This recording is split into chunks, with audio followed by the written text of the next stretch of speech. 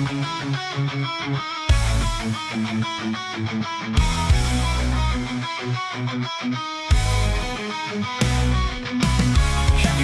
in the ring throwing down, sweat and fury, muscles bound, adrenaline pumping through the veins, crowds roar louder than a train, fast heroes leap from the ropes, chasing dreams and crushing their opponents' hopes, like legends under the lights, in this arena where champions collide. Welcome to the fantastic League of Wrestling, where every clash is myth and intrigue. Champions rise and some will fall, but every warrior gives their all. Flow, flow, flow, flow.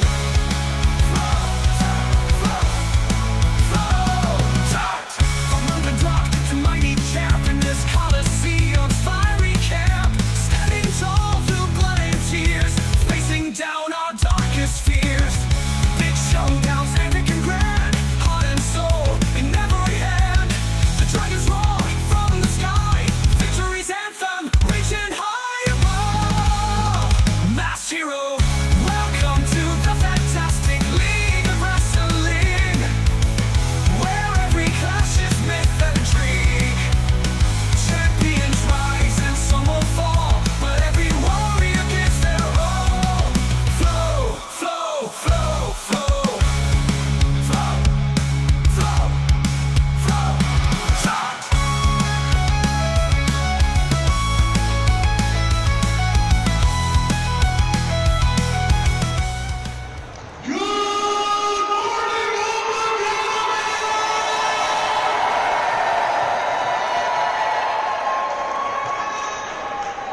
How's everyone feeling?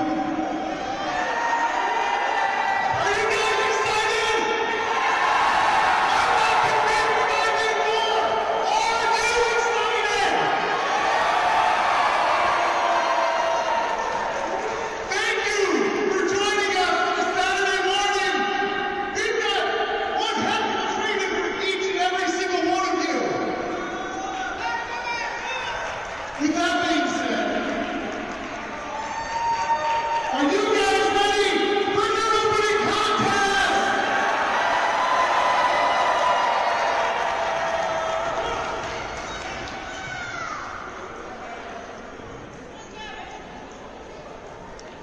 I'm still not convinced. Are you guys ready for your opening contest?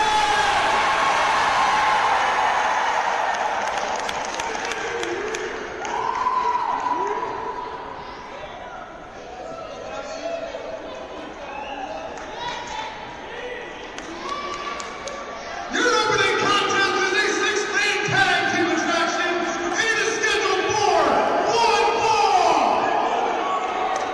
Introducing first, led by Cain Mitchell. This is the royal family of Cain Mitchell, Princess Deathwish, and Poncho the Destroyer.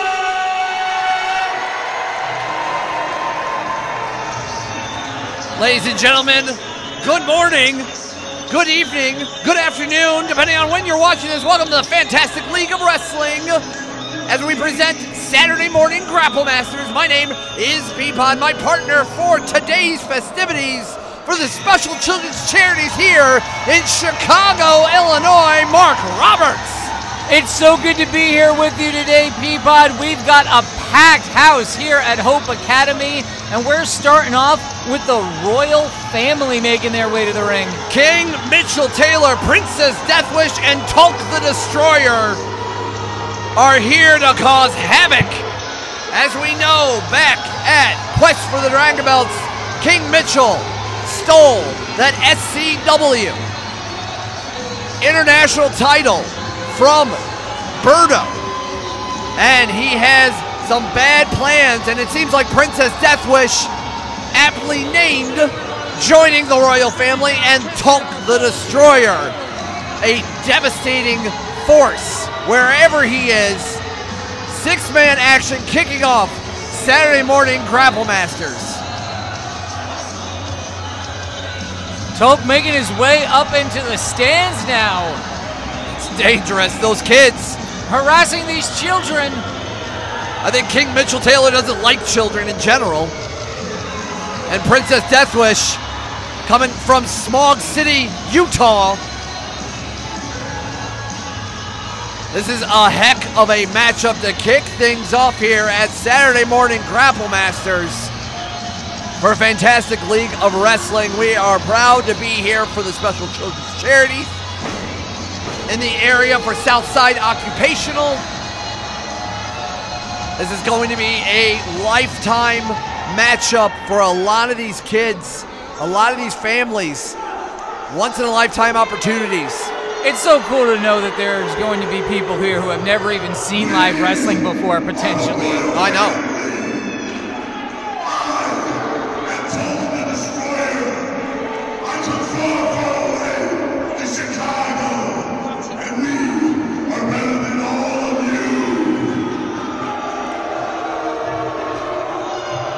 The muscle for the royal family, Talk the Destroyer,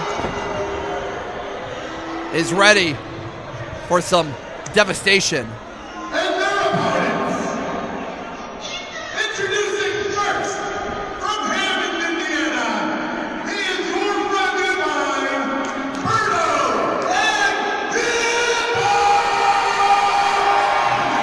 Fan favorite everywhere he goes, Berto with Hippo. When you talk about somebody that represents everything that Fantastic League of Wrestling is, you think of Berto and Hippo. I've gotten to spend some time with Hippo. He's quite nice. Thirsty guy. I think Hippo owes me 20 bucks. I lost in an Uno game against him. He's tough. He's hungry. He's tough. He's very hungry. I think these kids are going to love spending some time with Hippo, but where are the rest of Berto's friends? Well, And his partner, from the south side of Chicago,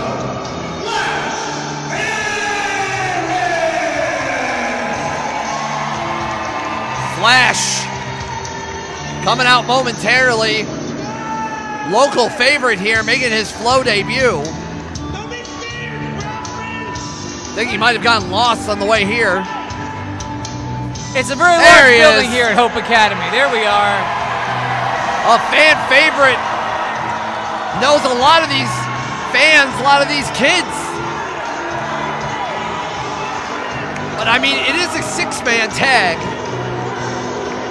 Where's the third man? Who's the third man? I don't know that Berto should rely on Hippo alone, so I hope there's another human partner here. I don't know, man. I think Hippo could take him. My money's on Hippo all the way. All the way. Hippo versus Tulk would be quite a contest. Oh, my goodness. and finally, from Southside Occupational Prep Academy, CRed! Oh, wow! The legendary CRed. When you talk about legends coming out of the Chicago area, you talk about CRed.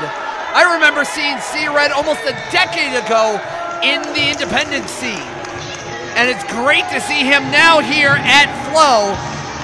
And almost really a father figure to many wrestlers and many people here for Southside Occupational. And they're definitely bringing out the royal family out of the ring. Yeah, royal family running right up to the... Thank you, Deathwish. Princess Deathwish says he wants to speak to somebody's supervisor. I want to speak to somebody's supervisor. Princess Karen Deathwish, everyone.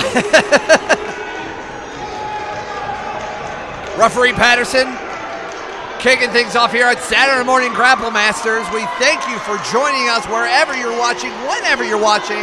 It's Saturday morning here, but every time you watch Flow, it's almost like a cartoon come to life. And it's about to get hot in this gymnasium with all of these rabid fans and some six-man tag team action. It's a little bit too hot to be wearing a suit. You made the right call today, Peapod. I mean, the tracksuit feels real nice, but I don't know, you look pretty dapper yourself.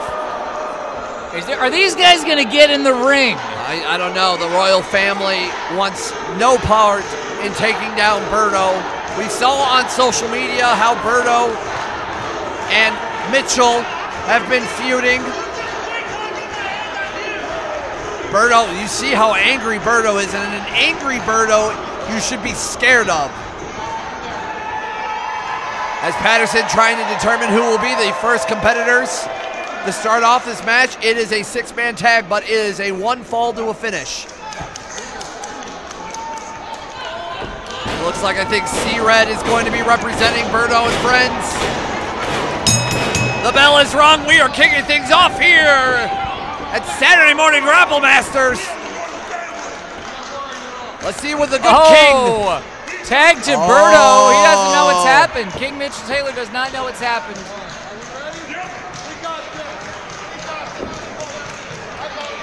Yeah. I don't know King, what. You might want to. Don't point at us, man. We just call the action. And Berto. You might want to worry more about your opponent. He had no idea Berto was right behind him, trying to make that tag out. He does. In comes Princess Deathwish. Well, he'll have to eventually. Deathwish came into flow during that 4-way at the Quest for the Dragon Belts.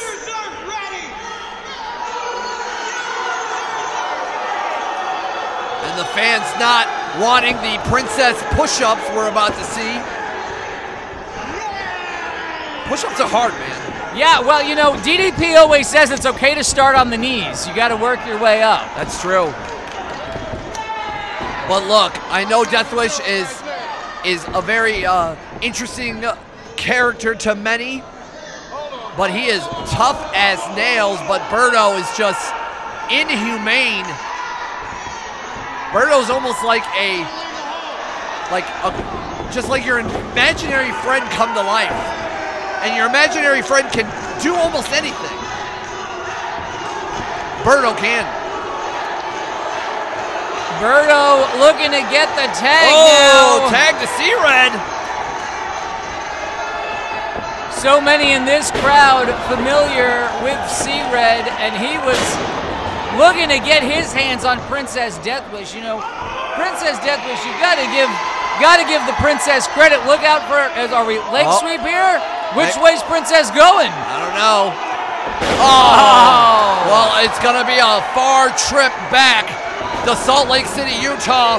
But Flash, as his namesake, going off the ropes. More shots into the corner and a snapmare takedown. Look at the agility from this young man. And a drop kick on Deathwish. A flurry of offense. Only 1 count by Patterson, and Flash continues the assault. Sorry to interrupt. I love that Flash is going for the pin there. That's the point of a wrestling match.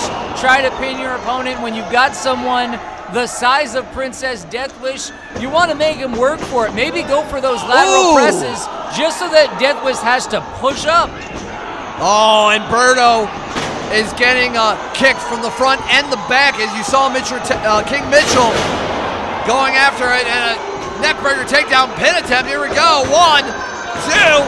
Only a 2 count from Deathwish. And a tag into the power-hungry Tulk, the Destroyer. Tulk comes in when Berto was vulnerable and has just grabbed a hold of the head. I mean, Tulk has come in here in flow and across the Midwest in many iterations. He's truly a man of many styles. But Tulk the Destroyer, I think, is the most devastating look of them all. I think Tulk is going all the way around the world there. Used his head instead of a stomp momentarily, but that is some crushing offense. And now going back into the corner, I've not really seen Berto be overpowered by someone, but Tulk might be that guy, as Deathwish now the more agile of the group. And now distracting referee Patterson, as now the royal family doing a royal beatdown on Berto. Well, CRed's going to come in to try to save his partner, but that's only going to distract the referee longer, unfortunately. As now they act like they are innocent, but clearly we know the royal family is anything but. Berto fighting back from underneath, looking to get some space from Princess Deathwish. Oh, and the Sonic Scream by Deathwish with a roaring elbow. And a second one, this time with a little stank on it from Smog City. Rolling up for a third. I've never seen a Sonic Scream as an offensive maneuver. It was effective. It can probably throw off your equilibrium, at least momentarily, maybe force you to close your eyes. Here we go, Berto, choke slam! And this is the opportunity Berto needs for his team. What a way to kick off the festivities here for the Special Children's Charities here in Chicago, Illinois. As the referee Patterson has now getting both members and count to 5. If neither one can get up by the 10 count, it is a double knockout. But a tag into Tulk and a tag into CeeLo. Oh, gets out of the way. CeeLo so strong, so charismatic. Decades of experience here, off the ropes, looking great as he is. Oh, you and see? A trip up. That's a veteran maneuver. Oh, but Mitchell so quick, and now Berto wants Mitchell, and wants Mitchell bad. Flash now meeting Deathwish halfway. There goes Deathwish. Tulk's all on his own here. Oh, Flash almost got smashed by Tulk. Uh-oh. Oh, high knee by Flash, and a spear by CeeLo. That might do it. And it does.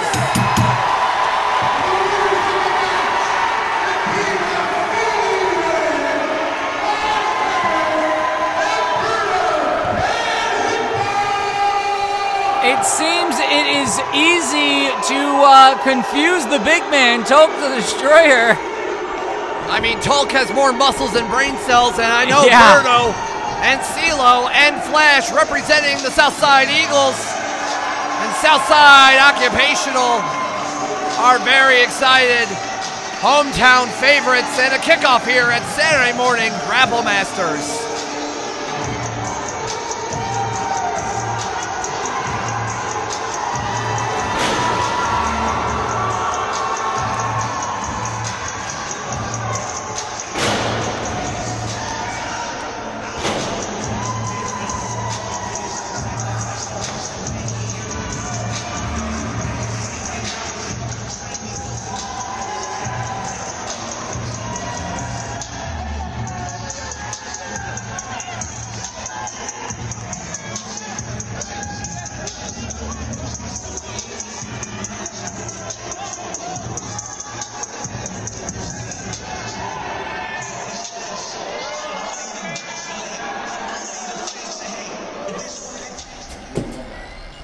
What are you guys doing? We just lost a match and you're back here eating stuff in your faces? Tully, you're supposed to be the enforcer, the big guy. You took the pin against CRed. What is going on? He gave me the hot tag. Where were you? I was, indisposed. Why are you eating pizza? You're supposed to be on a salad calorie diet. I don't know if you saw it, but I did enough princess push-ups out there to destroy my calorie deficit. Neither one of you should be eating anything. You should be out running around the block, getting in better shape, because we just lost to Berto. Guys. King Mitchell, your family, you just took another loss. What does this mean for you? How dare you speak to me, peasant? If you want an answer from the royal family, then you speak to Tully. Tully, Tulk! Tully is no more.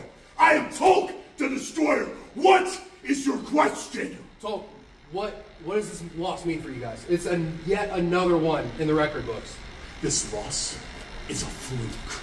Do you hear that, Flo? A fluke.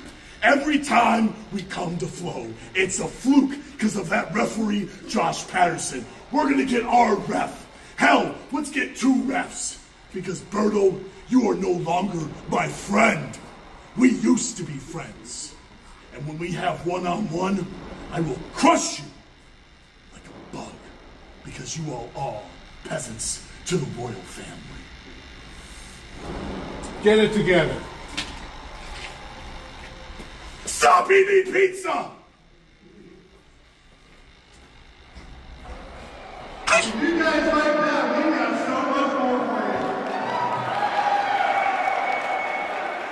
By the way, I love the energy. You guys are so hyped up. I love it. It's energizing me. It's energizing everybody in the back. I just want to say we love you guys. Keep that up for the rest of the show. Right? Are you guys ready for another match? All right, well, I'd like to give the people what they want, so let's go. The following contest is a singles match, and it is scheduled for one fall. Introducing first, representing the Tragedy Boys, he is the menace to pro wrestling. He is so good. Dylan Cole! Fantastic League of Wrestling is the place for many to cut their teeth in. And this man, I've gotten a little bit of experience with. I've heard the stories, but Dylan Cole does not impress me much. Call me Shania Twain, but Dylan Cole just doesn't do it for me. But Oh, I thought it was because you feel like a woman. that too, actually. But Dylan Cole, full of himself, coming from the Michigan area, as mentioned by Scott Jones, doing ring duty tonight. A menace to society, a menace to wrestling. I have yet to see a match that I've been impressed with. I've yet to see a way that he wins matches in a clean fashion, unfortunately. But hey, I can always be changed. Flow's a new spot for him. And much like his opponent tonight. So good! Dylan Cole! Well, self-proclaimed. Yeah, it's written right on his shirt there.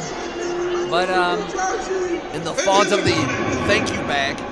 From Muhammad, Illinois, he is the 5'7" gift from heaven, Oliver! he's still telling us. Still telling us that he's so good. In the words of Peter Griffin, he insists upon himself. If you got to tell people that you are so good, clearly you're not. Yeah, I let others say it. But hey, he's made it to Flow for a reason. Well, Fantastic League of Wrestling is a place to be. So many opportunities, but he's going to be taking on a man. The 5'7" gift from heaven, Oliver Cain.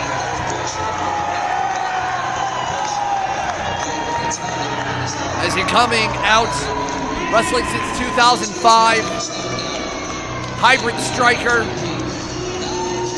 making his Flow debut. And what a way, and what an energy to,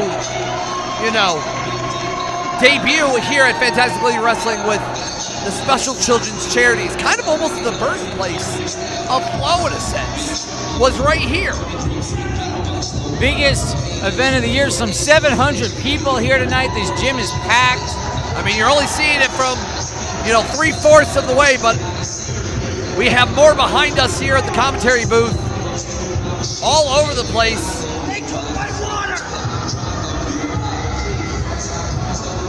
It's Oliver Cain shaking hands, high-fiving, kissing babies. Very excited for what is happening tonight. Or excuse me, this morning. I'm used to night shows. Yeah, that is typically when pro wrestling happens. But hey, we're here on a Saturday morning, and Oliver Cain, typically you would think that just the human body, most athletes are in their peak in their 20s. Yes. Professional wrestling is a different animal that takes years and years to master. And when you have a veteran... Nice to meet you, sir. Nice to meet you, sir. When you have someone who has the veteran instincts and knows to make their way around a wrestling ring, it is most often to their advantage to be the veteran who has been doing this for some 20 years. That is, that's a very good point. And Oliver Cain is also the type of person, though, however, has seen the battle scars. Wrestling ages you almost faster. And, we're excited for our next matchup here at Saturday Morning Grapple Masters. As Dylan Cole asking to take Cain back. These fans are not into Cain. Oh! And ring the bell, and we're going to get things started here for our second matchup, singles action. As Cain looking like he's going to take Cole for a ride. I think Dylan Cole, he clearly has the height advantage, the reach advantage. The youthness. Yeah, it may mean that he has more of a gas tank, but right now, I think that man is running on empty. Right now, Oliver Cain certainly getting the better of the situation. Dylan Cole trying to fight the referee. He doesn't know where he is. Oh, and a stiff right from Cain. As Cain showcases a lot of that hard striking background. Oh, and once again, that veteran instinct. Yeah, he baited him in there. Mark, you called it right on the money, and that knee hit him right in the money as well.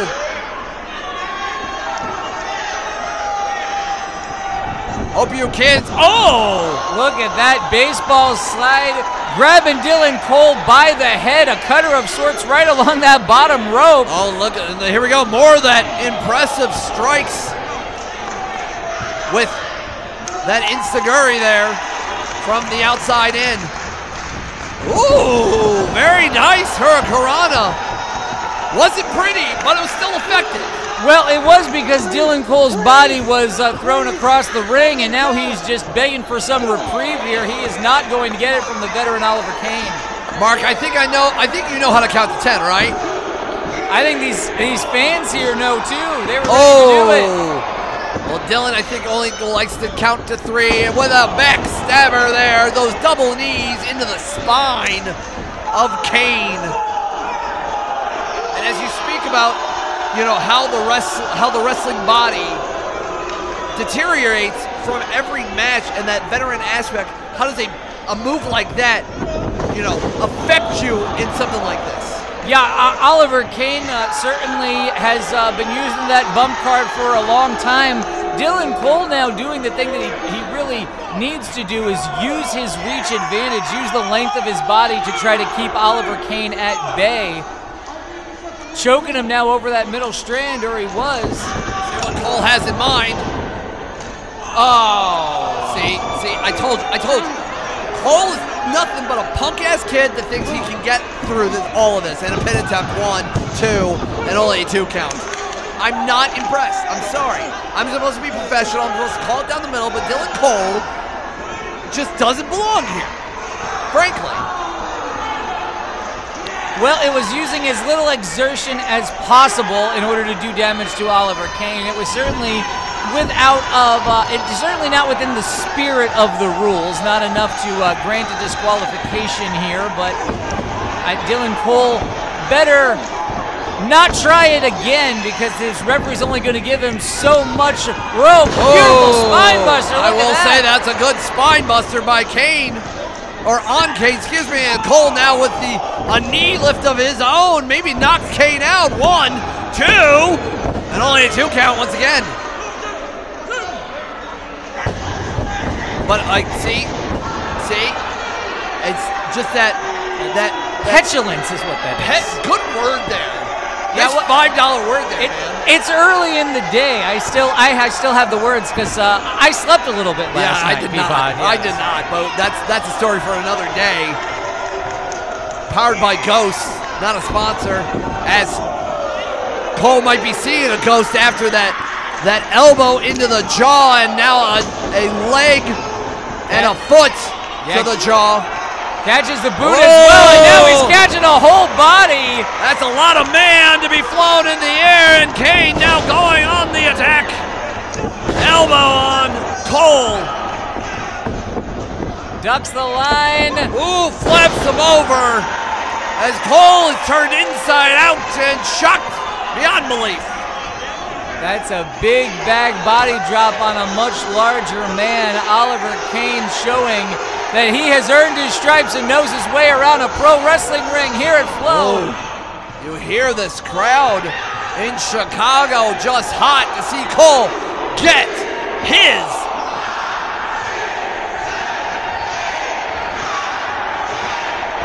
Beautifully done by Cain, reeling him in. Swing and a miss. Right now, Dylan Cole needs to aim for the middle Oliver Cain. Ooh, stiff right. Going for a German suplex. Beautifully done. And whoa, maybe a fighting spirit from Cole. Roaring discus. Lariat. 1, 2. Whoa. Wow. I thought that did it. Yep, I was certainly prepared for that to be the end. Got to give some credit to the menace of pro wrestling for getting out there. Oh no, oh, chop to the throat.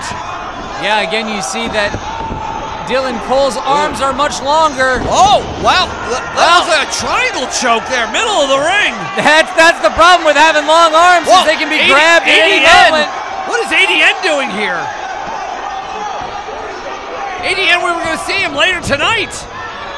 The distraction and a Yakuza kick by Cole. Gonna pull him away with a twisting suplex, and that'll do it. The winner of the match, Dylan Cole! ADN running interference with Dylan Cole. I mean, we know ADN. We know he was one of the very first people in Flow to have a overseas excursion. Yeah, I went to Vietnam. But why does ADN, who's wrestling later tonight, teaming up with Dylan Cole? The distraction was enough to give Cole the victory here tonight. Quite a showing, however, from Oliver Cain. We will continue Saturday morning Grapple Masters right here for Fantastic League of Wrestling.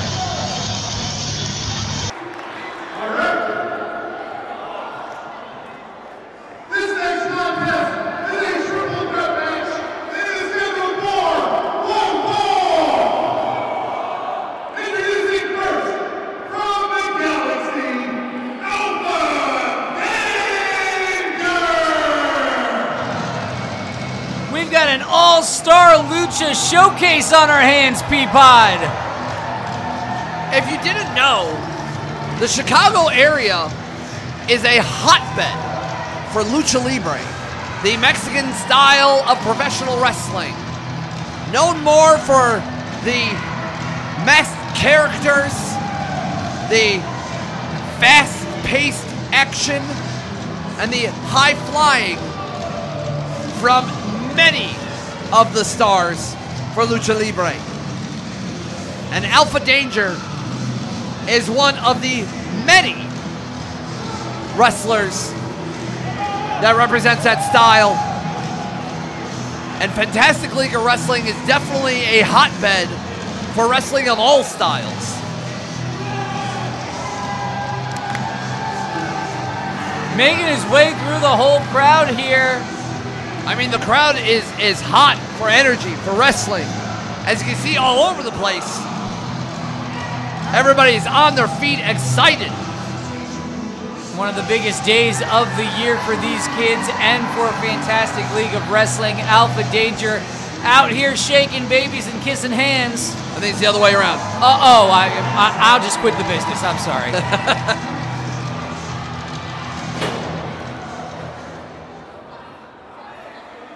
As referee Jana Pride shaking hands as well. Excited to see her. From Chicago, Illinois,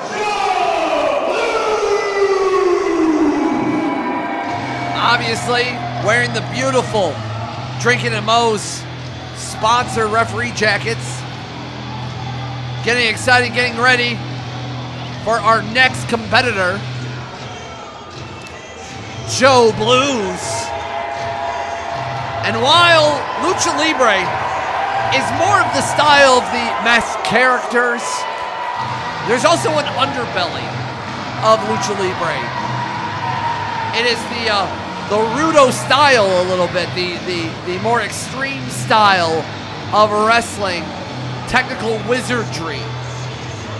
And someone like Joe Blues, who maybe on the surface doesn't scream a lucha competitor, will surprise you. Joe Blues seems ready for action here today. If he can fly and keep up in a lucha showcase, he's definitely got a size advantage so far over Alpha Danger. From the orphanage in Mexico, Poncho Libre! Joe Blues representing All-Star Wrestling, but Poncho Libre, I think he looks familiar. I can't put my finger on it, but I think I've seen this before. Well, you mean the cape is familiar? I don't know. There's just something The mask about him. is familiar? There's something about him that seems like I've seen this before in a Hollywood film of sorts. I don't know. We'll have to figure that out in a simple time. I think what you mean is that Poncho Libre is larger than life. That's true. He might be a little tenacious, so to speak.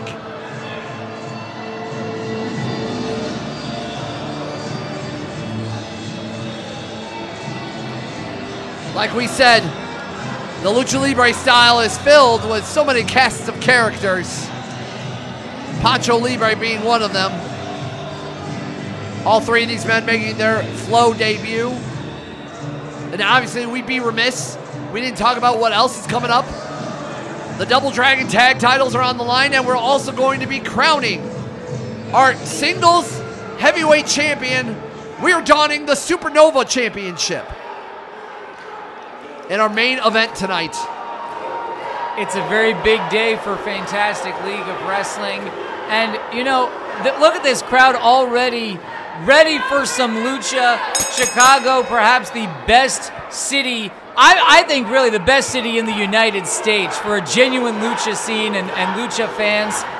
But also, lucha is the most accessible form of professional wrestling. You show lucha to someone who doesn't know anything about wrestling. What is this guy doing? I don't know what Blues is doing, but I think you have a good point there before you got interrupted by, you know, the chicanery of Blues. See, I can do $5 words.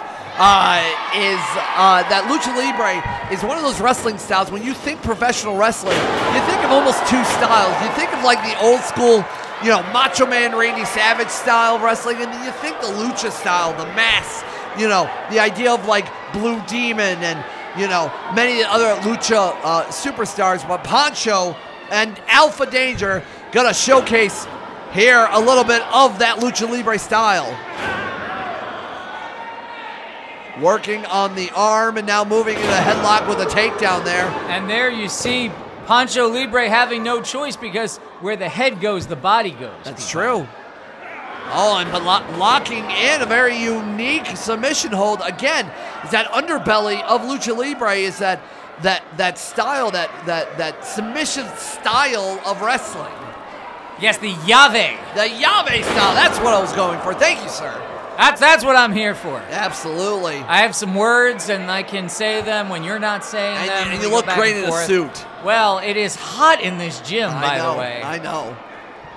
Good that I wore a suit for all that camera time I'm getting. Beautiful lucha arm drag there. It's not about us, brother. It's about the great Fantastic League of Wrestlers here in Flow. And it puts me in the mindset of being ready for some great wrestling action here today. As Poncho Libre going back and forth with Danger. Oh, and a scoop down. And a nice arm drag rolling through by Danger as Poncho Libre is really feeling himself off the ropes. Not pretty, but effective as well. Alpha Danger doing a great job of catching himself before coming down hard on this basketball gym floor. It looks like Joe Blues is finally getting up and he's awake. Probably took a cat nap. Going from the outside to the in with that arm drag. Matching knuckle for knuckle. And a test of strength here. Whoa. But Poncho Libre breaking things down. Yeah, beautiful off the trip. ropes. Wow. Otherwise, I don't think that Poncho would have wanted to get a real test of strength going here with Joe Blues. Look at this. Another beautiful executed arm drag by Joe Blues. And now Danger and Blues gotta face off. Danger is fast. But Blues might be just as fast.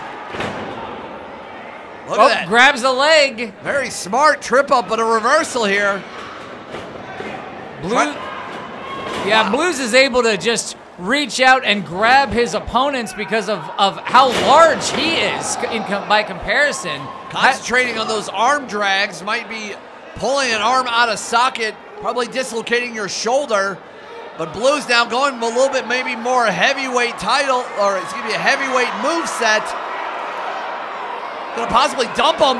Using his size advantage, but the lucha skills of Alpha Danger get him out of there once again. And now he is ready to tie Joe Blues up in knots. Look at this. Once again, that Llave style, that underbelly submission style of Lucha Libre. Look at this. Just tied them all up in knots with nowhere to go. Rotate once and that guy is getting pinned. That's true. As you can see, Jada Pride doing the best job to concentrate and making sure that somebody's shoulders is not laying on the ground. That would force a pin attempt. But it seems like Poncho Libre playing spoiler. Poncho did not let that happen. There are 3 competitors in this contest. One fall to a finish. Oh, miscommunication there. Poncho Libre now cleaning house a little bit. Oh! There's the Tijeras taking Alpha Danger down hard. The head scissors by Poncho Libre. And now a Hurricanrana on Blues. Can Poncho follow up? But Alpha Danger now grabbing the head, twisting back, getting him in position, almost trying not to rip off that mask. I think Alpha Danger just wants to make it look unintentional, and he's actually trying to pull that mask right off of his face. There's Danger now going after Poncho. Poncho catches the arm. Oh, looking like an octopus stretch of sorts. That has got to be a painful situation for the shoulder of Alpha Danger being wrenched back there. You could pop it out real quick. Oh! And Poncho left himself open for that one. Just knocking somebody in the gut. Not pretty, but effective. Joe Blues now. Drop kick in the corner. Beautiful shotgun drop kick. Hits, follows it up with the senton. It looks like Blues is gonna fly here. Blues needs to remember he has 2 opponents in the ring. Oh, double stop there. Oh, he was going to go after Danger, but Danger now drops Blues on his head and neck, and I think he's going to go for a sharpshooter. Maybe, tying up the arm as well. Wow. Going to tie up the other arm. Maybe almost a variation. More like, okay, he turned into a pendulum. Very unique offense. Blues has nowhere to go. And it goes for the submission hold and your winner.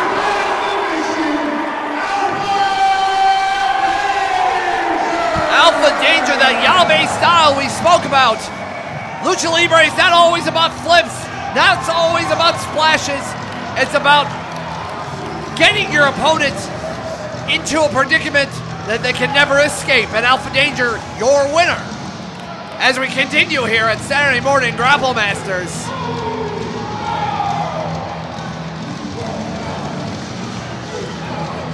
What a showing from Alpha Danger here.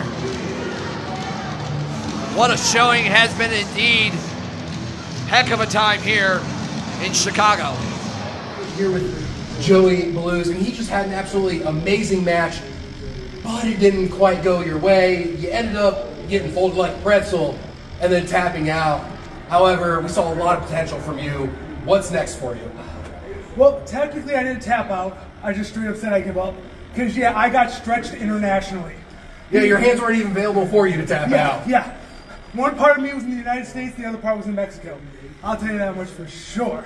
But to bounce back, I'm just going to keep learning, keep showing up to my Lucha Libre training, and I'll eventually surpass them. I'll get a rematch with them eventually. I'll give them what's coming to them. I know a lot of people, including Flo, would like to see that rematch. Best of luck to you in the future, Joey. Thank you very much, bud. The following contest is a singles match, and it is scheduled for one fall. Introducing first, from Colchester, Connecticut, this is the Dream,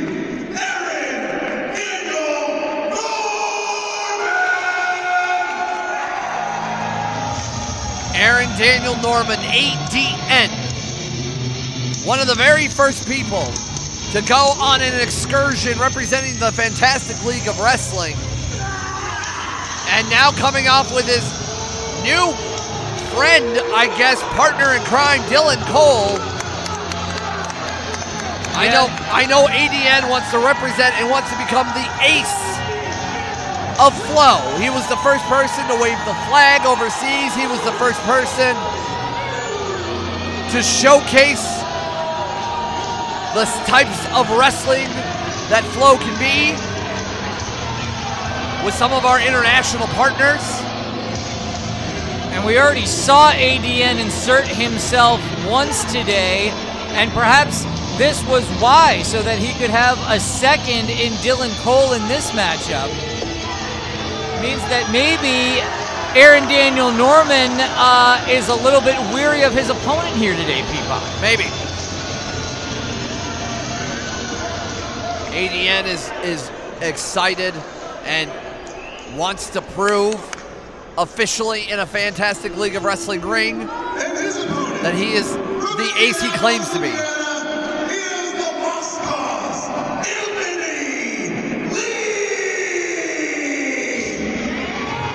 But ADN has a very hard-hitting and just as tough opponent with the Lost Cause.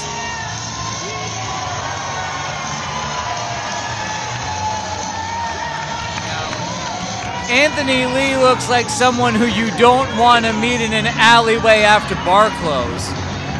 I feel like Anthony Lee is the type of person to close down the bar and wanting more. A massive individual. You're going to talk about some hard striking action. You're going to see these two big hoss fights. As Anthony Lee making his official Flow debut. And Dylan Cole, I don't know why Dylan Cole's here. I understand that he's in his man's corner, but Anthony Lee is not afraid to knock somebody out.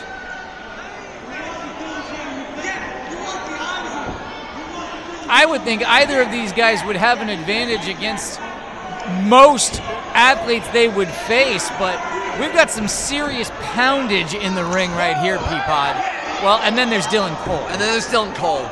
It's almost like a gnat. And thankfully, referee Lucky is kicking Dylan Cole out of the match, which rightfully so. He already had his match. He already got paid. Get the hell out.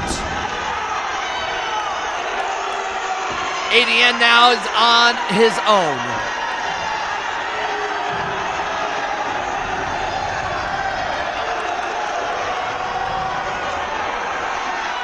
And now we're about to have a fair one-on-one contest here at Saturday Morning Grapple Masters.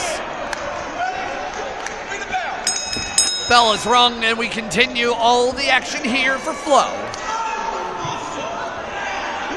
Got to think Anthony Lee is coming in with a bit of a psychological advantage after that. ADN just had his corner man booted out of here, and maybe that changes the strategy for what ADN was looking to do in this match and what he thought he could get away with against Anthony Lee.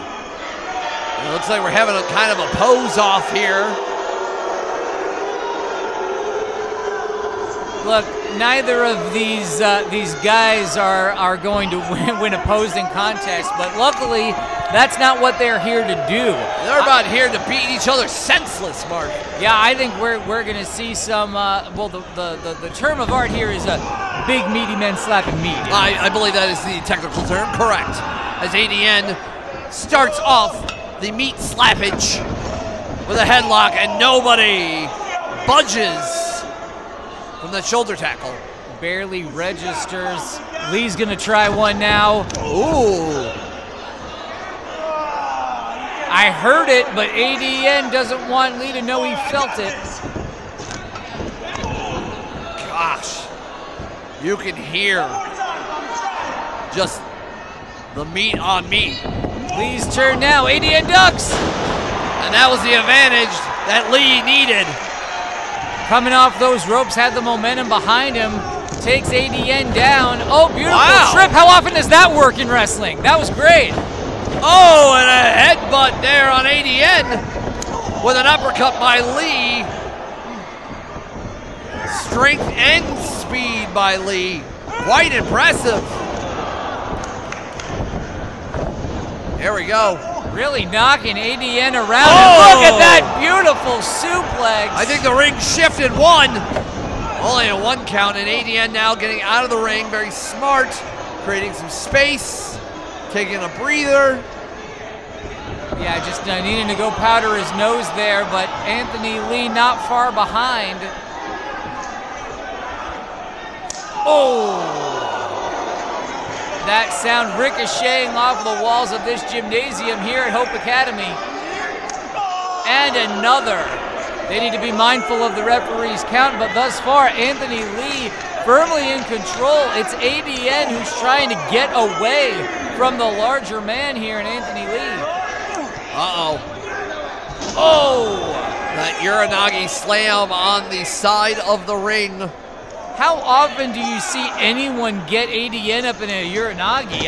That's quite impressive. It's not every day, but ADN, very smart, saw where Lee was, and it goes after the arm. It's some of that training he has gotten from our friends over at Skull and Bones in Toledo, Ohio.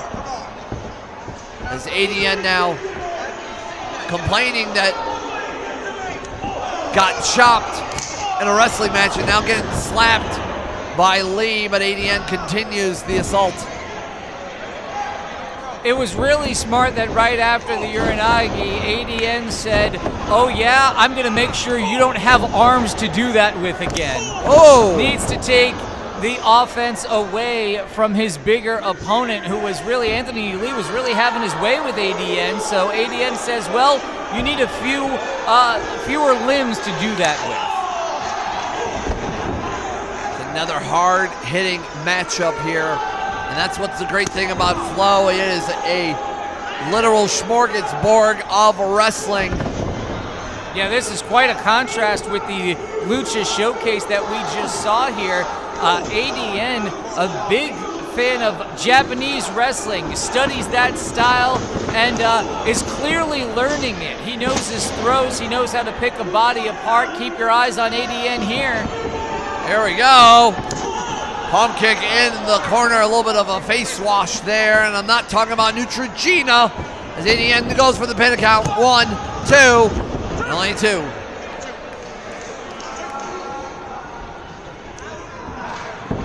ADN now wrenching on that arm, torquing the elbow in the wrong direction, putting pressure on the shoulder, wants to cut down on the number of strikes that he's going to be taking from Anthony Lee, and once he is done with working over those arms, Peapod, I think it's going to be time for some suplexes if I know ADN. I'm sure you do, as ADN concentrating on the arm and the head and the neck. Very smart to take somebody off their game. One right punch into the right portion of the head can knock somebody unconscious. Well, yeah, you know, that's where Anthony Lee keeps his brain. That's right. You know anatomy.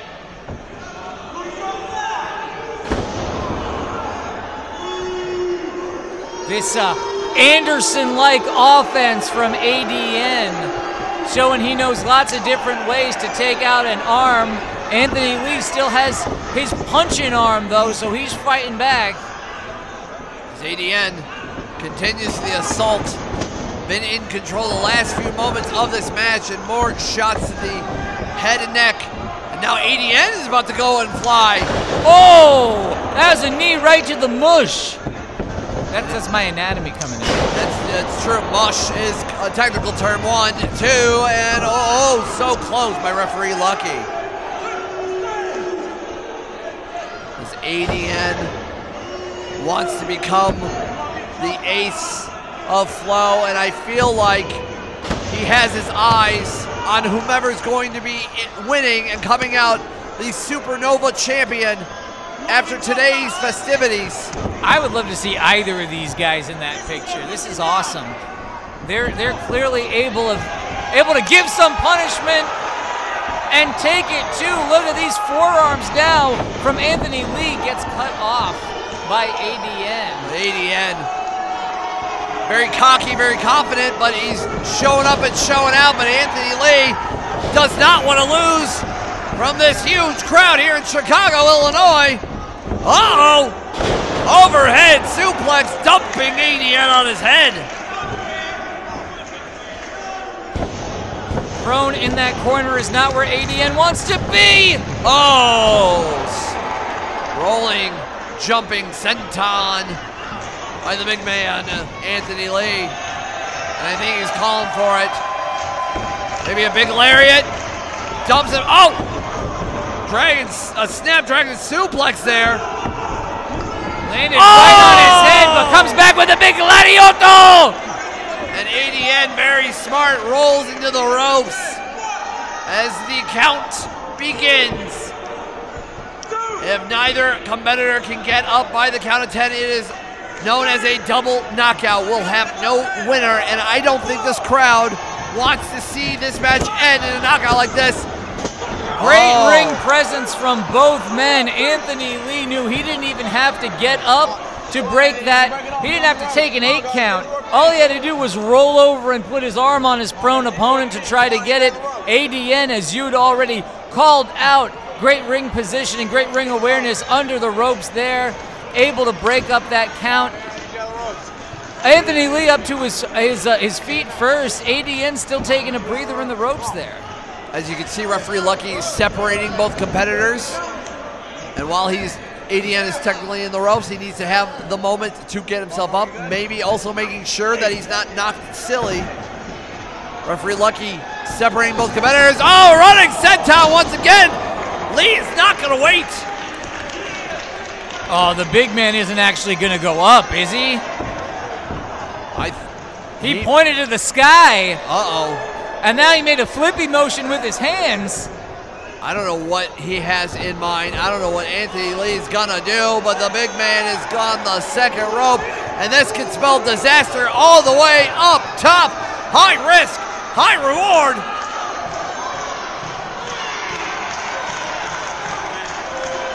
Moonsault, nobody home. ADN got out of there. No water in the pool for Anthony Lee. Ripcord, lariat. That might do it. 1, 2, 3.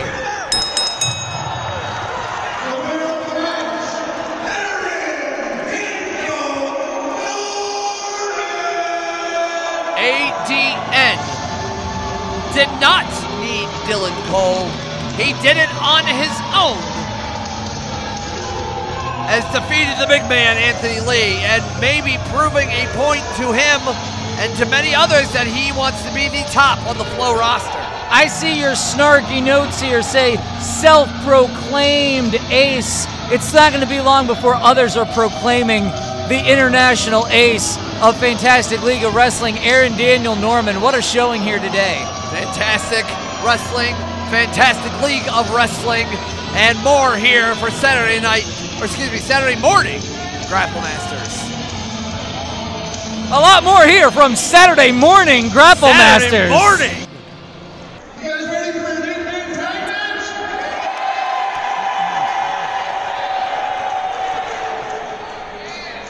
The following match is an 8-man tag match, and it is scheduled for one fall.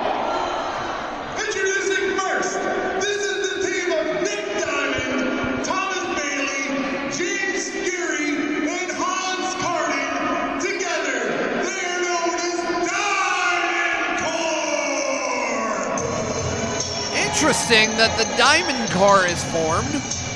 We know we saw Nick Diamond in the opening contest for the Quest of the Dragon belts against Tommy Gunn. And I know that maybe nobody outshines a Diamond, but he's grabbed a couple of the mercenaries and the Instruments of Destruction, who was a part of our main event.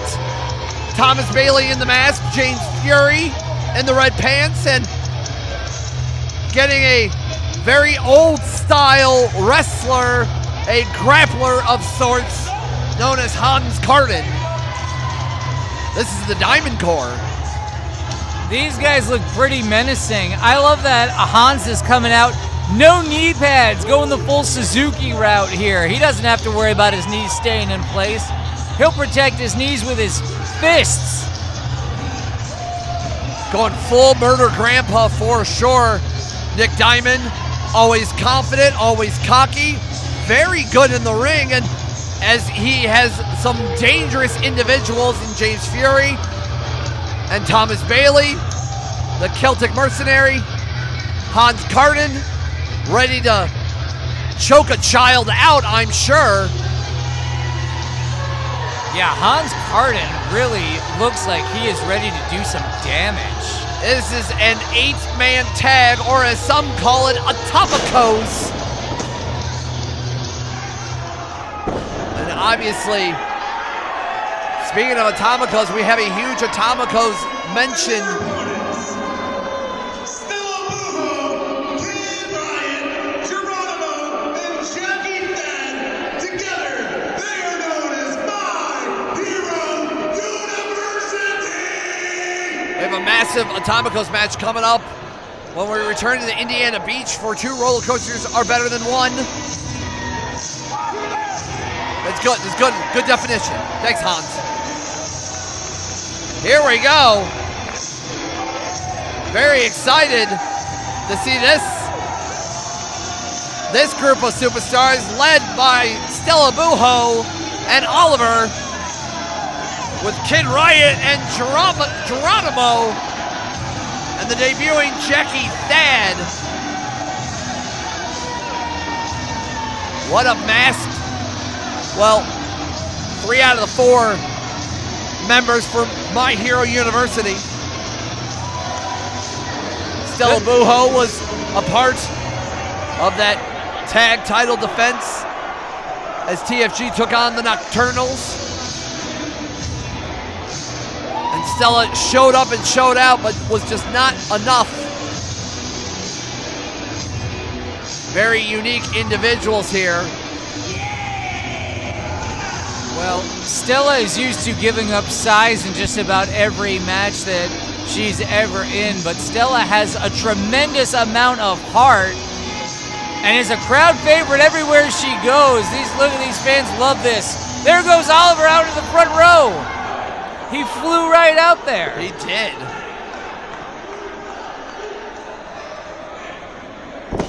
As we're about to get started here.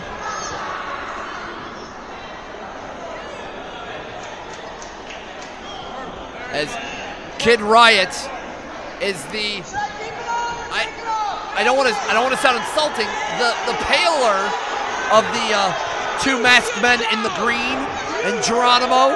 Oh, the one with the shorter pants. Yes, the shorter pants. You know what? Okay. That's nicer.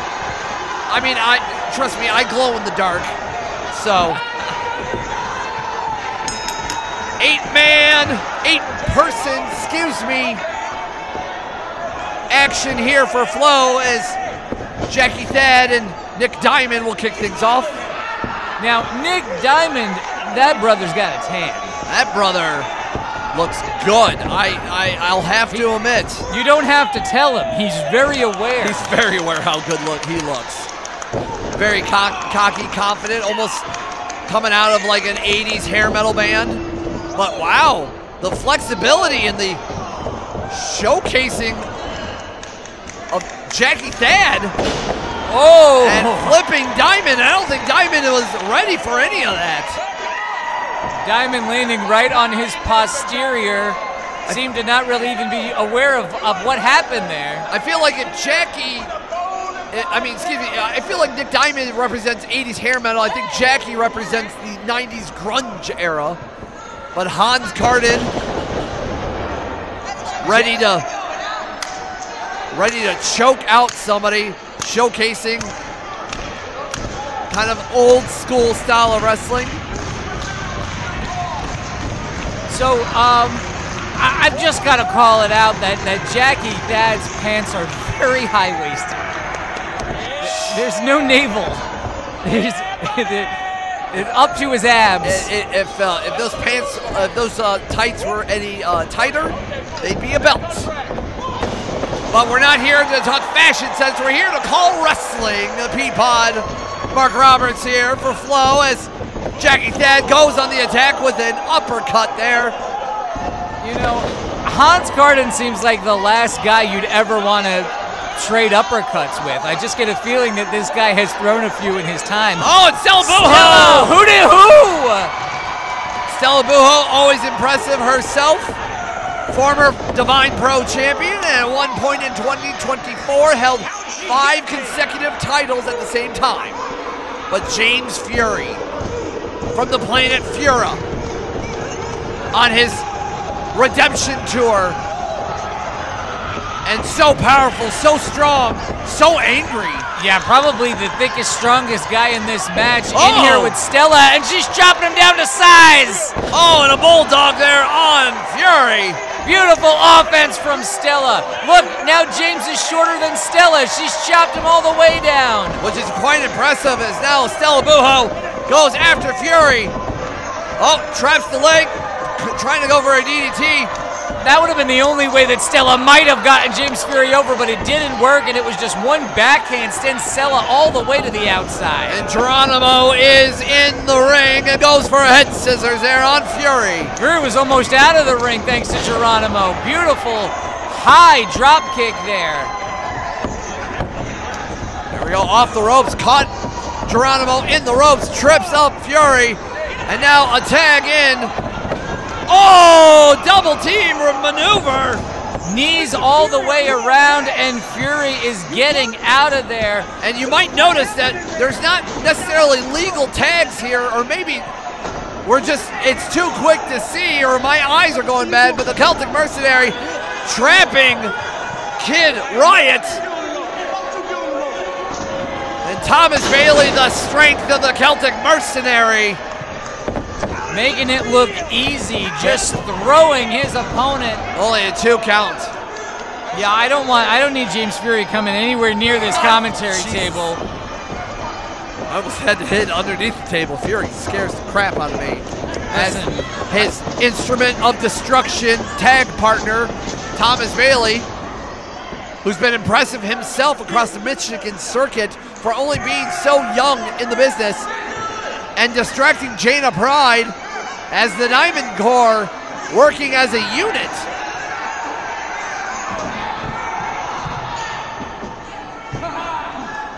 As Jaina, confused by the chicanery once again by the Diamond Corps, and a suplex there up by Bailey. Pin attempt, 1, 2, only a 2 count. Bailey has such a size advantage over Kid Riot. He just throws him quite easily around the ring. As now Hans Carden gets another chance into this match. Maybe waves goodbye, and Thomas Bailey giving a little bit more stank, but rolls through, and a tag into Geronimo! Catches both men at once, does Geronimo. Where's he going now? He's got Hans by the head and comes up with a cutter. Springboard into the cutter, sends Hans down. James Fury back in now. Yes, here we go. Oh! That was a vicious uppercut. Popped him into the air. Here we go as Jackie Thad off the ropes, the middle rope, and wow, with a knee lariat of sorts. Sends Fury to the outside. I don't like how many bodies have collected right in front of our commentary table. Line of the Pine by the Celtic Mercenary is now Kid Riot with the riot gear himself, taking out anything that moves. Up from that second turnbuckle. Oh no! Going for the half crab. Kid got caught. Concentrating on that knee. Oh! Yeah, that was a knee right to the face of Hans. And now here we go. Nick Diamond with a super kick. And another one. 3 for 3. 3 makes a party. That's officially a super kick party. That's how that works. That's a quorum. That is a quorum. As now Stella now trapping crucifix. Oh! Look at the crucifix on Nick Diamond. 3. She did it!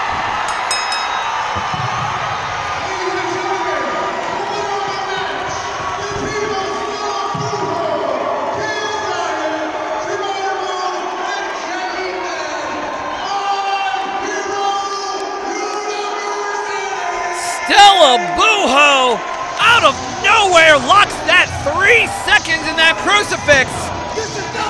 This is... Look, I've spent some time around James Fury, and the unhinged character you see before you is entirely legitimate. That guy is unhinged.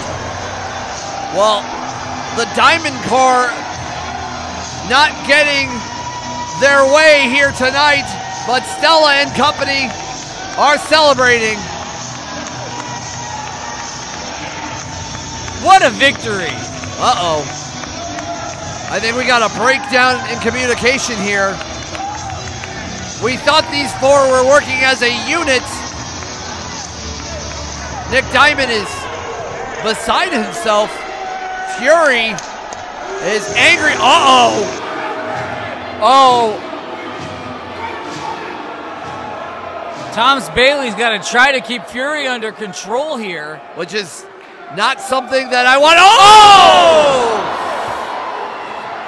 Fury now taking out Nick Diamond. Wow, it didn't take much to convince Thomas Bailey that he should just join in and beat on a pro Nick Diamond. I'm in the mercenary style of both these individuals. Now, you know, Nick Diamond has not made a lot of friends here in Fantastic League of Wrestling. He may be on his own here. Referee trying to stop it. James Fury and Thomas Bailey choking out Nick Diamond. I almost feel sorry for Nick Diamond. I never thought I would say those words. But my God. Well, the honeymoon is over and the instruments of destruction, rightfully named, aptly named, has made a statement here at Saturday Morning Grapple Masters.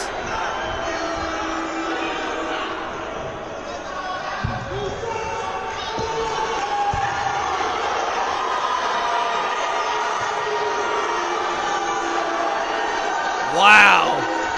I think James Fury wants to take out and fight every person in this gymnasium. He could too. What a scary tandem.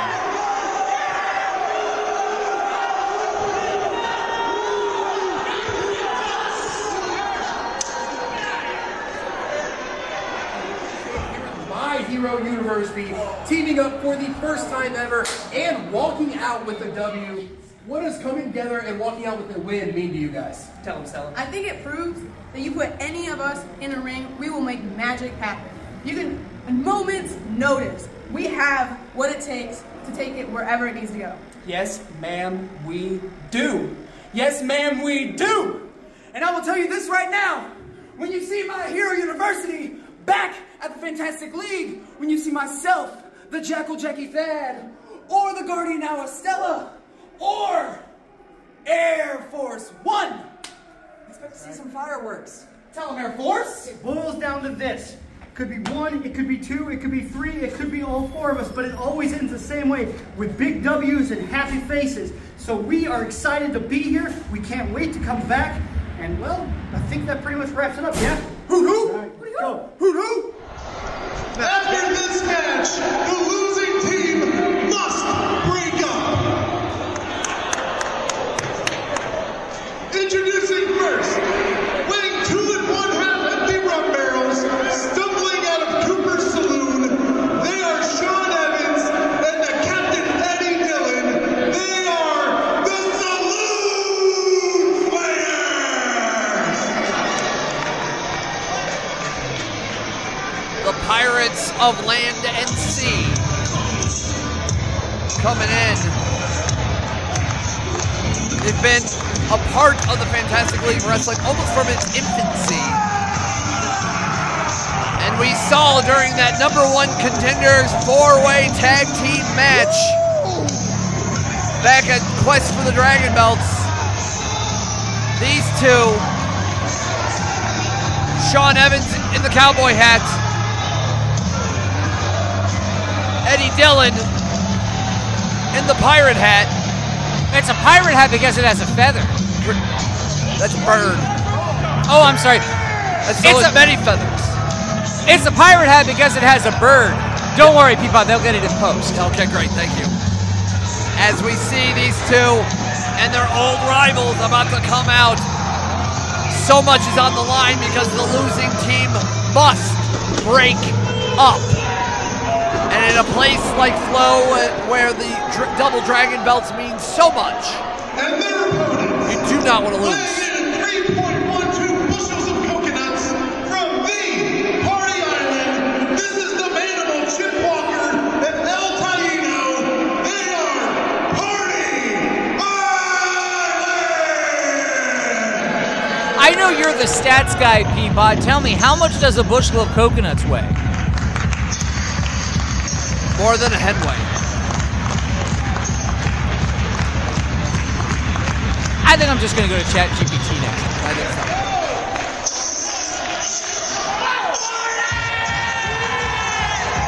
Whoa! What's Berto doing here?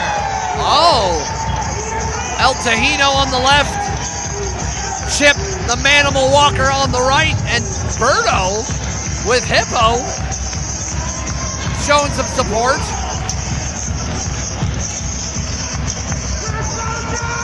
Oh!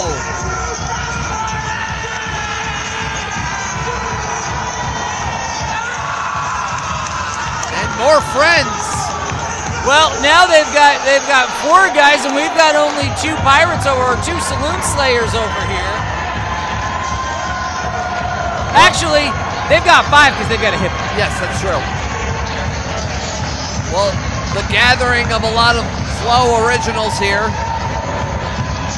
As Chip Walker coming in with all the Root Brewskis. Multi-time amateur wrestling champion. And also hot dog eating champion.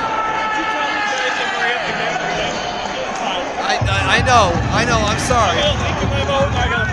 I'm sorry, Eddie. I'm sorry. That's Eddie Dillon says he has a leak in his boat. Well, Berto and El Tahino, Island Fury, are all here with a young man in tow. Possibly one of the great fans here getting a chance to be in the ring.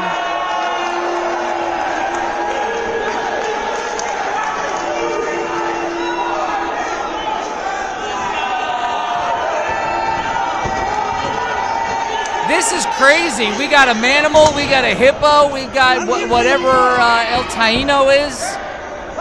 Well, he's the Fury of the Islands, of course. A volcanic of eruption of style and grace and power and determination. Again, this is a tag team match. The loser will have to break up. As Saloon Slayers going after Party Island, continuing their brawl from last month. Oh, almost a meeting of the minds there for the Saloon Slayers. Oh! Referee Josh Patterson trying to get one in and one out to officially start this match. Big chops there from El Taino. And we're down to only Sean Evans representing his team. And the power of the Manimal. And Tahito with a volcanic senton.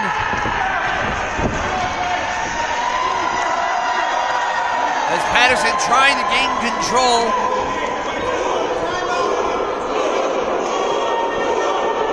What do you mean timeout? You're the one who was complaining about starting the match. True. Here we go. I think we're about to officially get this match underway. I think Ring the bell. We're getting started here, and a loser has to break up match and tag into the Manimal. Again, the multi-time amateur wrestling background of the Manimal. Don't let the outfit fool you. This man is strong as an ox, as you can tell. Just slams Evans down. Sean Evans definitely worse for wear as the Manimal asking if they want the tag to El Taino. El Taino coming up. This personal to El Taino because I understand that Eddie Dillon has plundered his island. Oh, stole all the riches, stole all the drinks, the alcohol, the women, the plundered. But Sean Evans so just devastating in his fights and matches throughout the Midwest and all across the 7 seas. Eddie Dillon caused this entire situation by causing a Taino to not be able to come off that top rope and has given the advantage here to the Saloon Slayers early in this match. Taino's in the wrong part of town.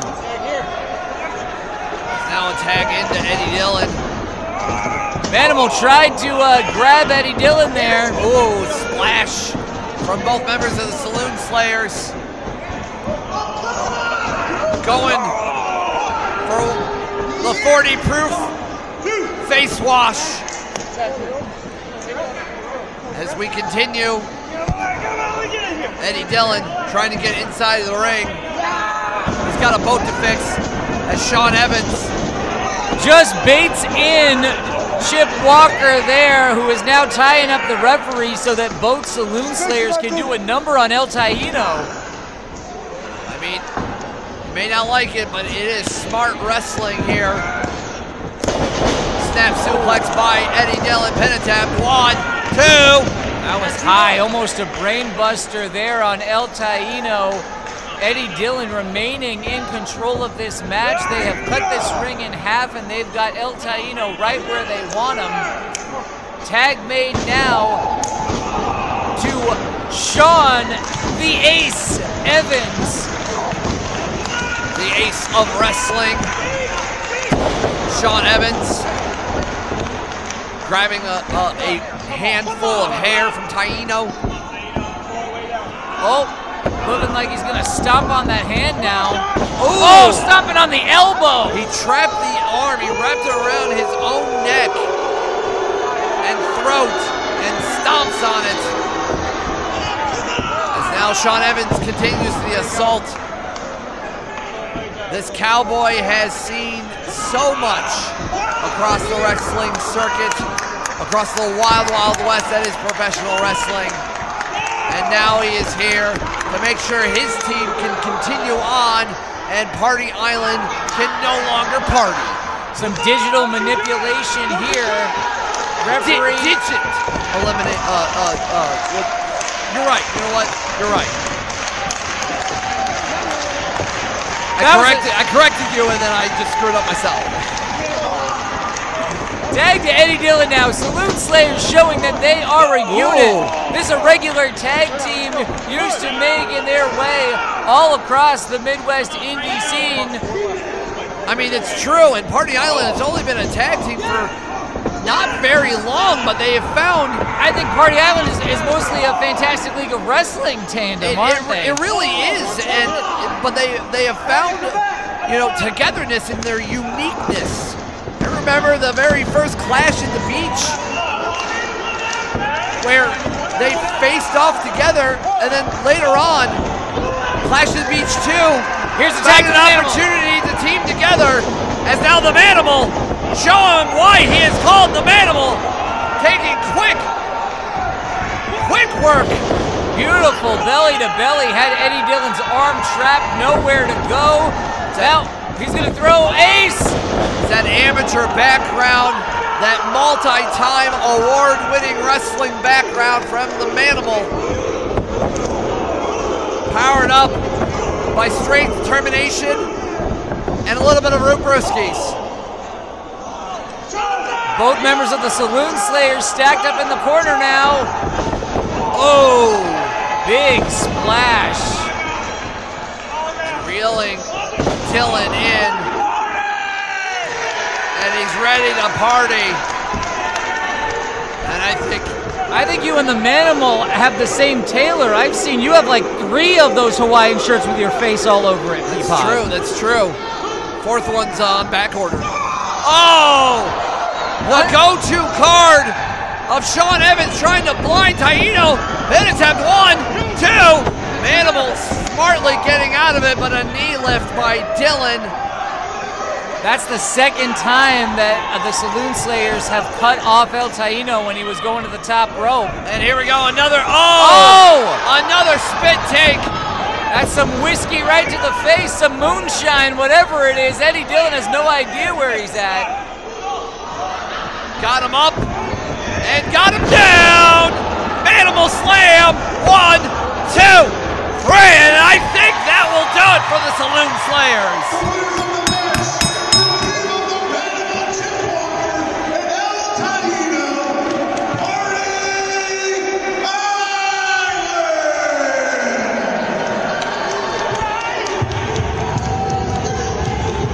Party Island came here with one goal to continue tagging in Fantastic League of Wrestling. Well, now what's going to happen to Sean Evans and Eddie Dillon? Well, by the stipulation, the Saloon Slayers are going to ride off into the sunsets, never to team again.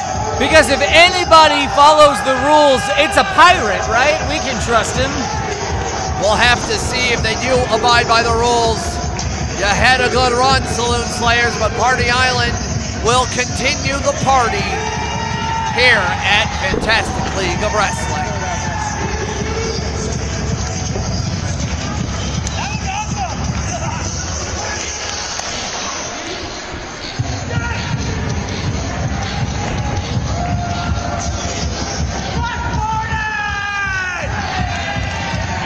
James Fury, after you guys just took that loss, you attacked Nick Diamond. What's up with that? First of all, I didn't do this alone. Bailey, come over here. You got anything to say, Bailey?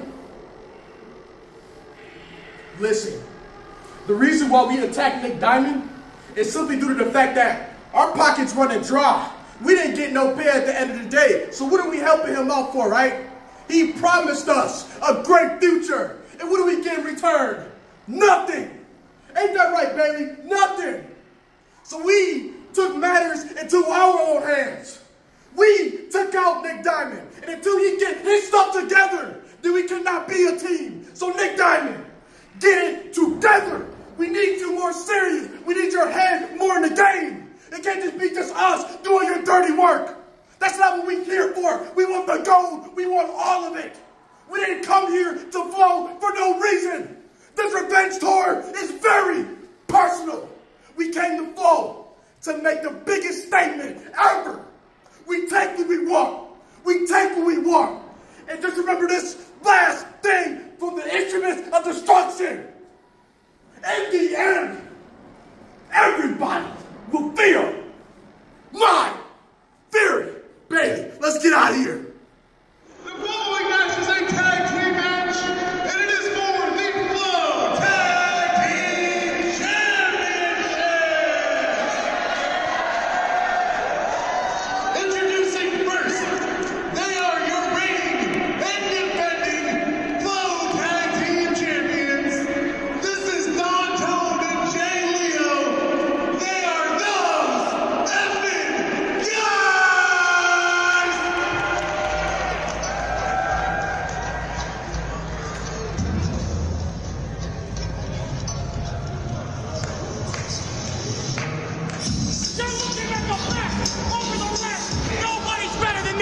Those effing guys. Don Tone, Jay Leo.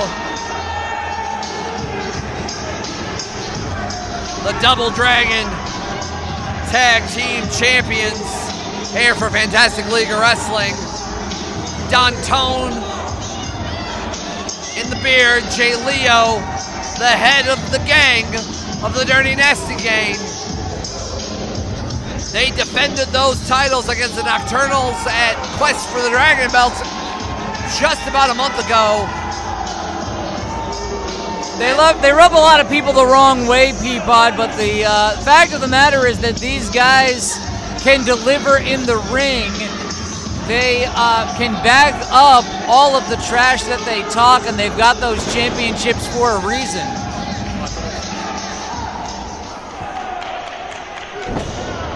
Wow.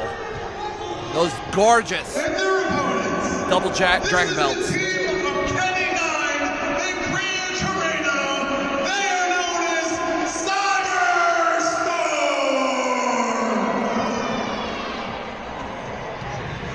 Cyberstorm won a 4-corner tag title. #1 contendership at Quest of the Dragon Belt, defeating 3 other teams. Cyberstorm and Kenny 9 and Gran Torino. Gran Torino returning from an excursion in Japan. Kenny 9, probably one of the fastest rising stars here in Flow. And once again, Jay Leo is just taunting this crowd like he's going to give him a t-shirt. And, yeah, he's not. He's not going to do that. Went right to Don Tone. Look, Don Tone, Jay Leo, scummy individuals. But they get the job done inside of that ring. Look at that. He does push-ups and he's not even on his knees. Cyberstorm, not impressed by push-ups.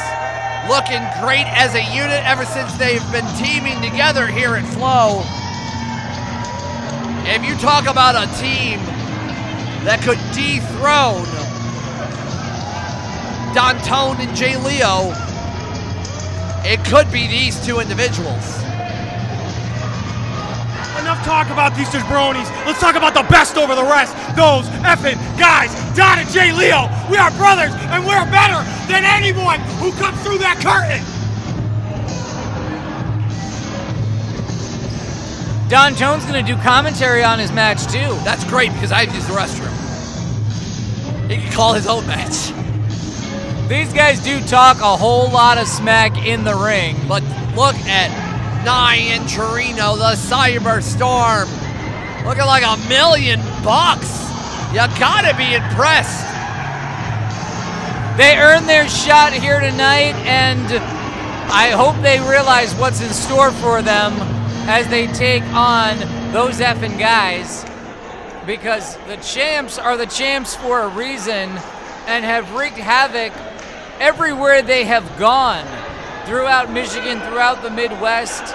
There's a lot of rampway ahead in the career of Jay Leo and Don Tone. Look, Don Tone, Jay Leo are going to be going overseas in about 60-ish days. representing Flow and potentially taking those tag titles with them. And we're about to get started with our first of 2 title matches this morning.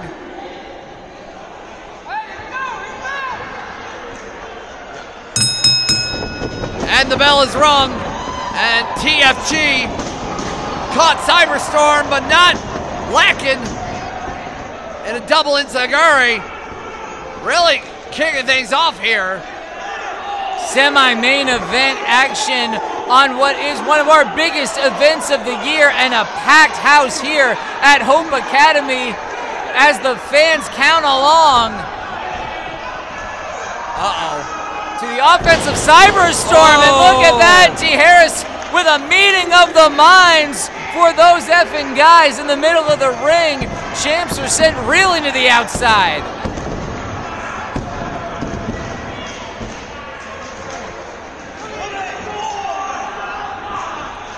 Trying to caucus on the outside here might not be the best idea. Flipping out of the ring with ease as Jay Leo and Dantone. The Cyberstorm found those effing guys, and all of the wind is now at the backs of the challengers. Jay Leo's face meeting the edge of the apron.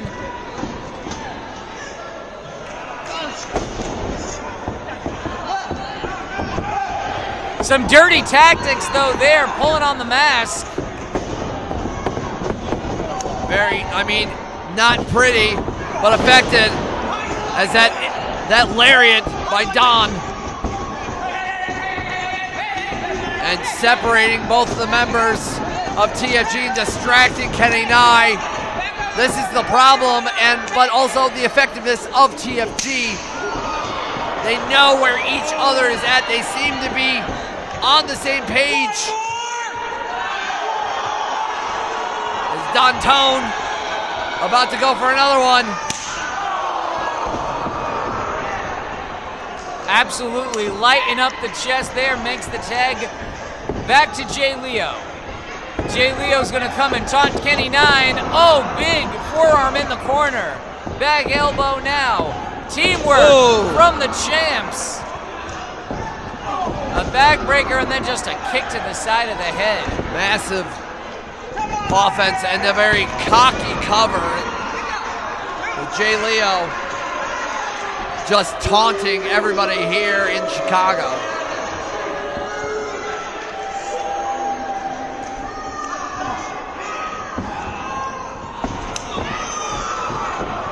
Big open hand from Jay Leo. The champs are completely setting the pace of this match, Peapod. And they have to be, because they need to keep those tag titles. They're so effective together. Brothers in arms, brothers in the gang, for the good of the gang. Dantone setting the pace here.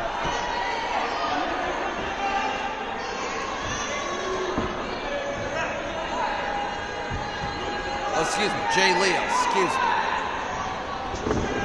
As now Don continues the assault with the distraction by... Referee is all tied up on the outside, trying to keep Jay Leo from attacking members of the audience here. Ref is actually keeping them apart. Meanwhile, back inside the ring, Dantone taking care of business. And moving into his corner and calling for Jay for the official tag, even though the last few moments he's been doing the dirty work.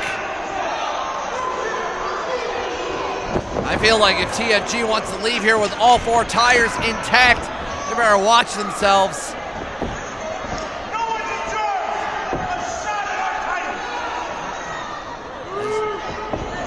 Toreno now fighting back.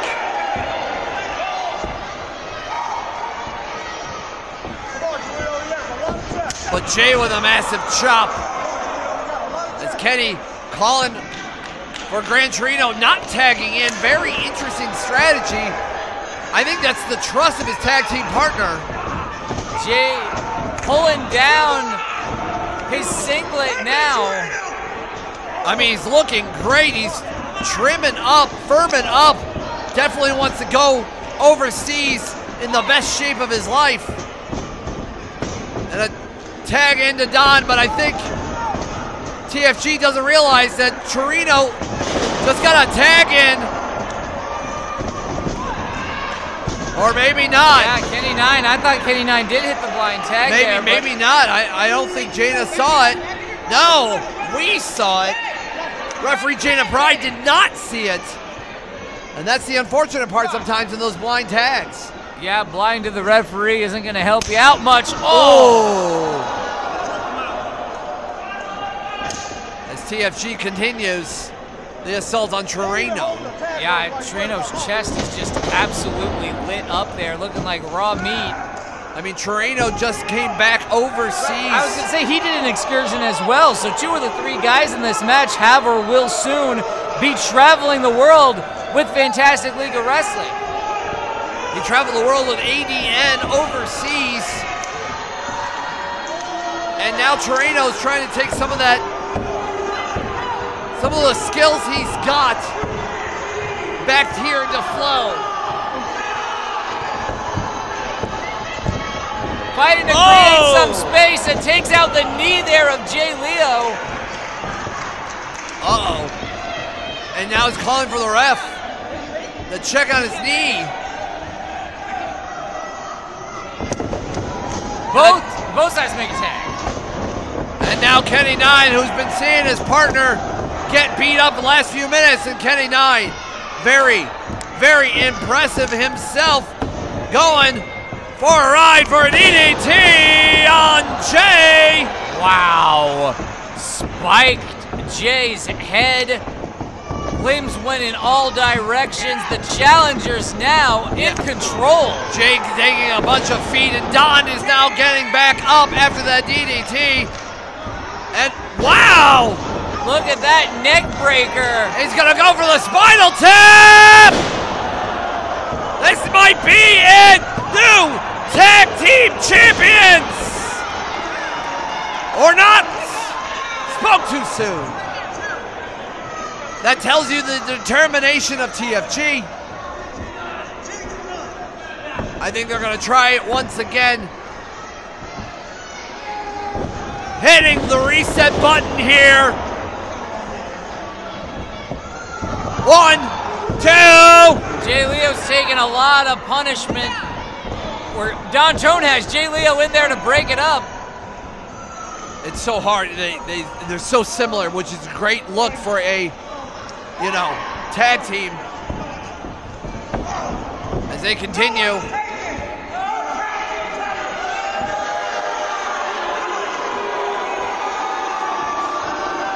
Jay, it's just projects so much confidence. But also the constant distraction of the referee is smart by TFG. But Nye is not going to have it with another jumping knee lift there. Yeah, not their first rodeo for TFG. They have won and kept championships in many, many places. That low blow. Wait, the referee just got knocked down. Uh-oh. That tandem spinning DDT. What is going on? Kenny 9 is just about done. What is... And there goes, what the? Calls it a disqualification. The instruments of destruction interrupted our tag title defense. We were having a great match out here. We might have had the referee down again. Bailey and Fury. I don't know what is happening. What has gotten into these two? Oh, we're out of here. Oh no! The Mercenaries of Fantastic League of Wrestling are just destroying Cyberstorm and their opportunities for tag title gold. Those effing guys got out of here. They're glad to just be leaving with those championships.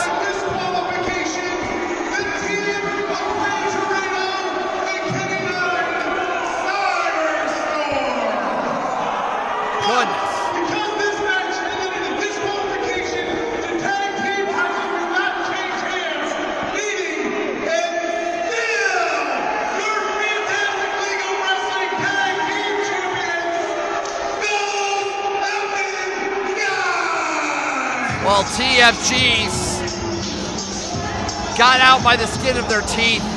If it wasn't for the instruments of destruction, James Fury and Thomas Bailey interrupted Gran Torino and Kenny Nye, making sure they do not leave Chicago with any gold.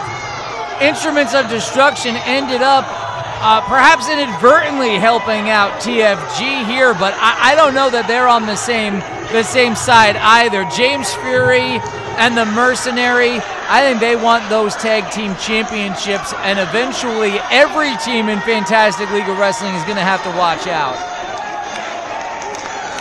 Main event time coming up.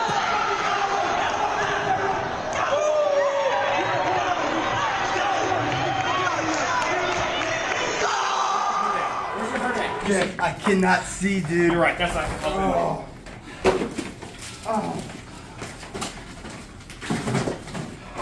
Here, I have some supplies.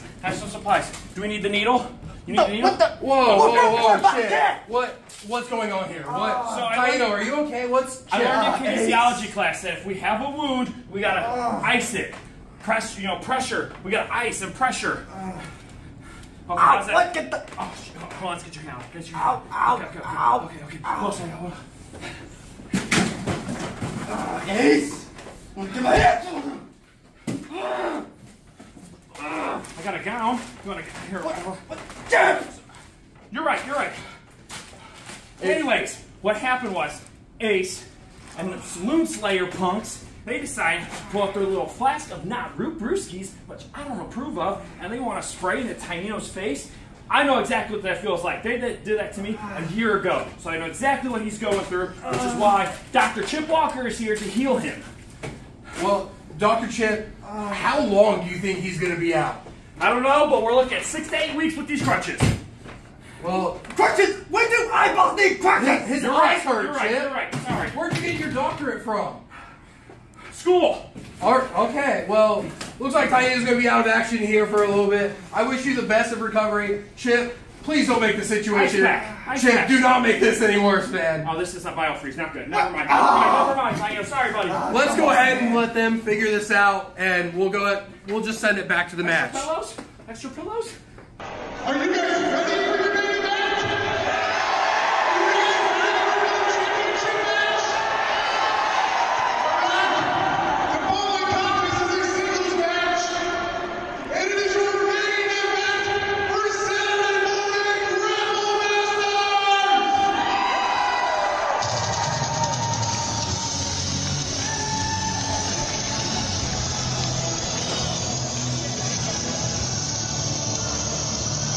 The crowning of our Supernova champion is about to take place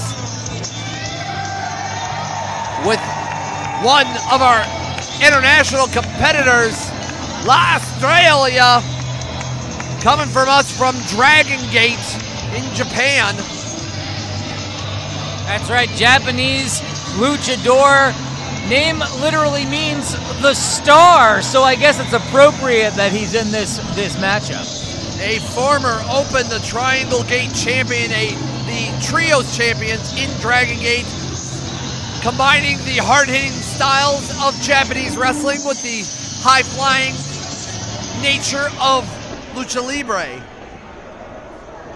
But he's taking on a man that has made a second home here in the United States.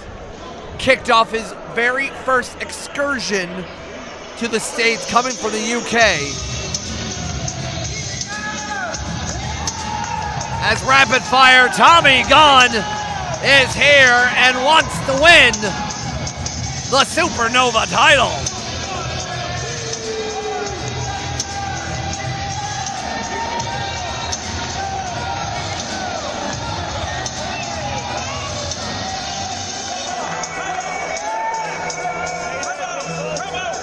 We saw Tommy Gunn debut at Flow just about a month ago with an impressive victory against Nick Diamond.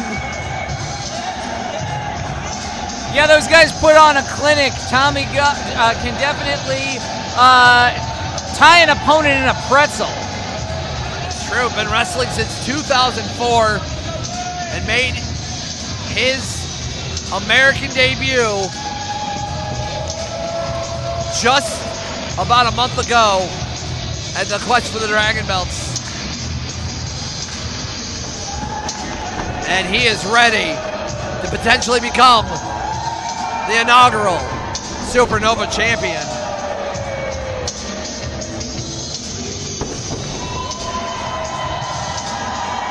We're about to get the official ring announcements for our main event here for Saturday morning Grapple Masters by Scott Jones, doing a great job.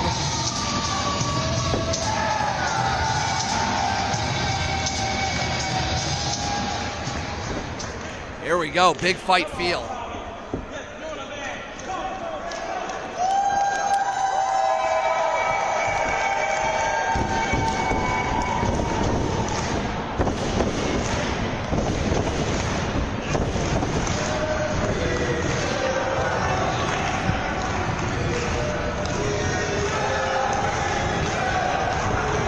Got another one of our great fans here in the ring accompanying Tommy Gunn.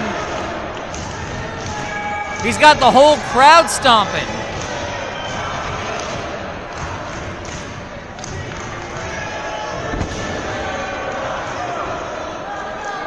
This match is a singles match, and it is for the inaugural Fantastic League of Wrestling Supernova Championship!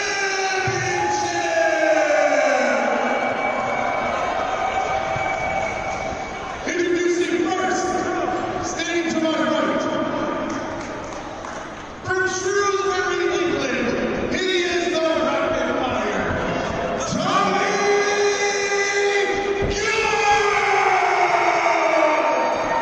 That smash mouth style and the joint manipulation of British wrestling take on and defeat. To my left, from Kobe, Japan, this is the Samurai,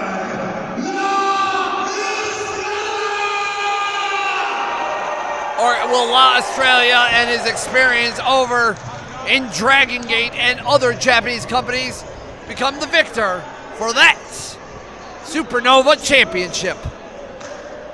Josh Patterson doing the duty of officiating our main event.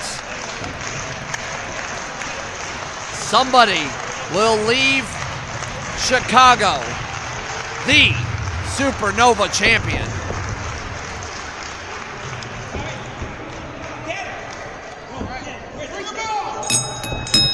The bell is rung and we are beginning our main event for such a high energy morning of wrestling.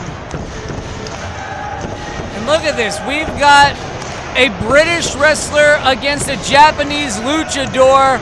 What a variety of styles we have seen up and down the card here this morning, Peapod. Well, Mark, it's a place to be here at Flow where the wrestling styles of so many intersect in a special home for professional wrestling.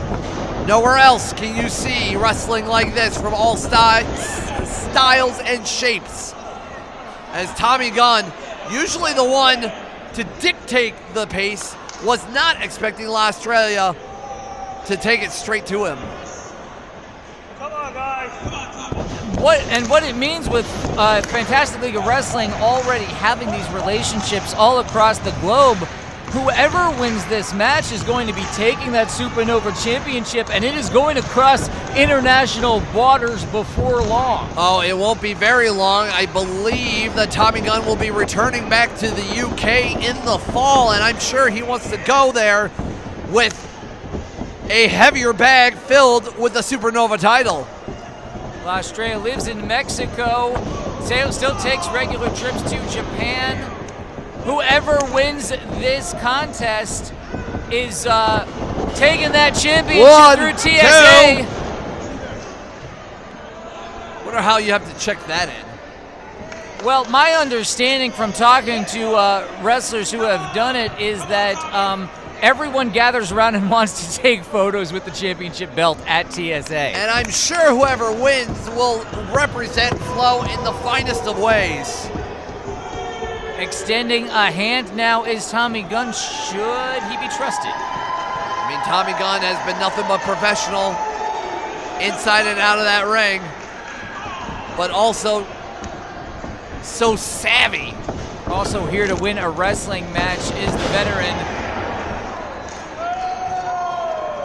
Takes Lau straight down, but only momentarily. Ducks the line. These guys are moving fast. There we go. Oh, look at that. You can do that, can't you, Peapod? Nope. Can't do that either. Going tit for tat. Yeah, Tommy Gunn got right out of that. T. Harris landed on his hands, just did a little flip. Both of these guys showing each other what they're made of here, feeling each other out in the early going. Oh, and Hurricane takes down Gunn. There's the Rana. Here we go, off the ropes. Estrella's gonna, with a fake out, as Tommy Gunn getting some help by one of our lovely fans here. Obviously, Tommy Gunn being trained by the man known as Marty Jones and Johnny Saint. Talk about two UK absolute professionals when it comes to wrestling. Two guys who could tie a body in knots. Beautiful sunset flip and a reversal. Tie you in knots and knock you out and do it. And here we go. 1, 2.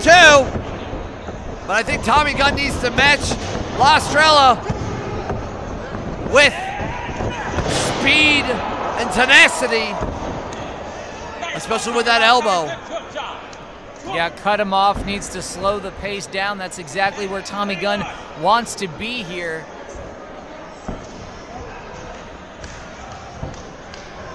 As we continue our main event. Here. Oh, the European uppercut there by Tommy Gunn. And another one. I mean, since Tommy Gunn's excursion here in the U.S., not only doing wrestling here for Flow, but teaching classes on the British style across the Midwest as well. So many should be learning under the tree of Gunn. And with winning the Supernova title, that stock will rise. And a suplex and a quick pin. 1, 2. So smart for Gunn to snap that suplex and going into the pin immediately, not waiting around, not gesturing the crowd, all professionalism inside the squared circle. And that standing suplex, a basic move, but Tommy Gunn can do the basics so very well that he doesn't need to rely on a whole lot else sometimes. Look at that springboard! But La Estrella, so quick, so fast. And a plancha to the outside.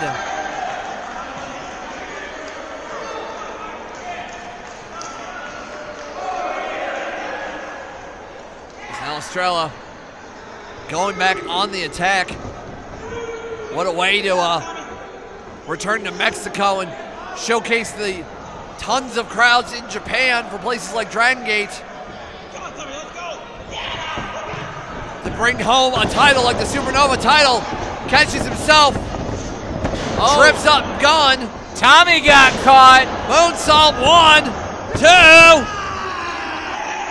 2. Only a 2 count there by Patterson.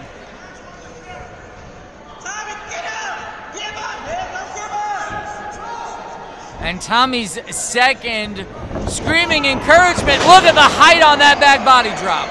Tommy Gunn is retching his back, feeling some of those effects from the match. Slowing himself down. I mean, he's been taking a lot of matches here in the United States. And of course, no slouches like Nick Diamond from last month. The body wears down after every match. Wrestling is just that kind of sport. That bodies do so much. Oh, face right there into the second turnbuckle. Estrella with a tiger feint kick and now going to the top rope. Split leg and moonsault. Got most of it. 1, 2. 2 count there. See what Estrella has in mind. Tommy Gunn is in the wrong part of town. He needs to get out of the way. Oh! Diving splash there. Pin attempt. 1, 2. Only 2 count once again from Patterson. As you can see, Tommy Gunn retching in pain, trying to get some blood back into his chest, back into his limbs. He wants to win so bad, but so does Estrella. Oh, locking up, going for the typewriter! Nailed it! That might do it! Spikes his head down hard, hooks the leg. No. Not enough. The typewriter, the signature maneuver of Tommy Gunn, not quite enough.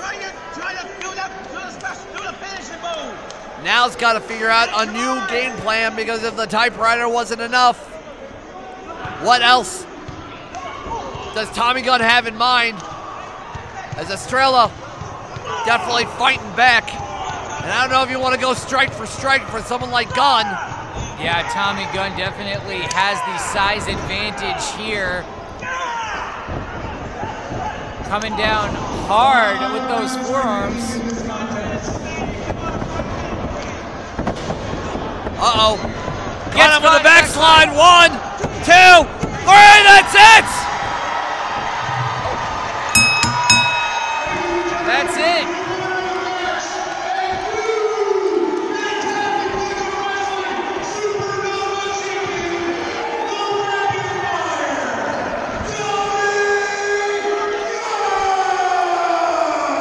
So quick! Snaps off that backslide, and Tommy Gunn has done it! Tommy Gunn was basically standing on his head for that backside. La Estrella telling the referee, no, I was the one. His shoulders were down. Those protestations go nowhere. We've got our very first champion in Tommy Gunn. A rapid fire Tommy Gunn, your inaugural Supernova champion. And Tommy Gunn will represent Flow wherever he goes. What a main event here for Saturday morning Grapple Masters.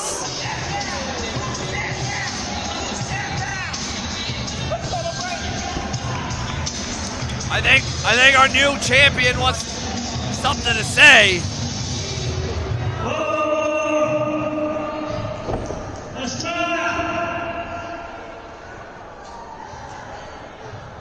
Estrella! Yeah. Come back here.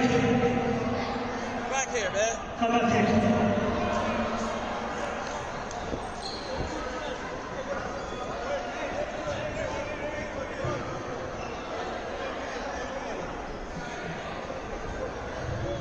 Ladies and gentlemen, I just wanted to let you know that this man, even though he's from Japan, today he flew in, literally had to show started from Mexico City.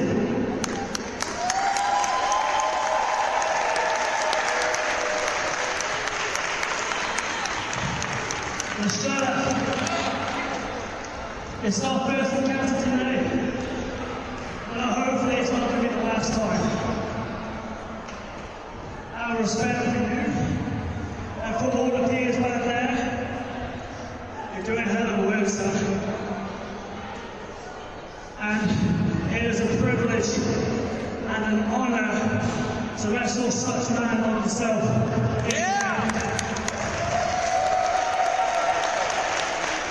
Never I thought, coming to the US of A, I'm going to wrestle for the Dragon Gate's finest. So Estrella,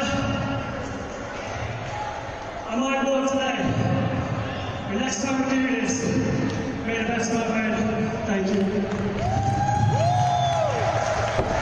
The massive respect by someone like Estrella and Tommy Gunn, all professional. Love showing the love of the sport here in Fantastic League of Wrestling.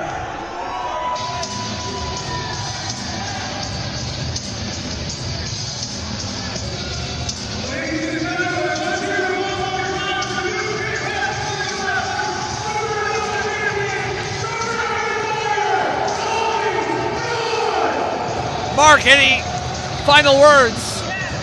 That was a heck of a main event. It's been a pleasure to be here with you today, Peapod.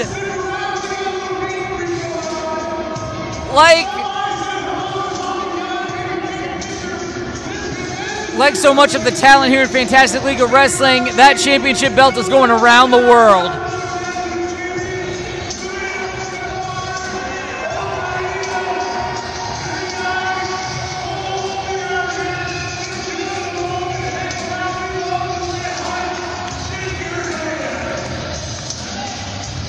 For everybody here at Flow, I am Peapod, and you are you. Thank you so much for watching, and we'll see you at 2 roller coasters are better than 1.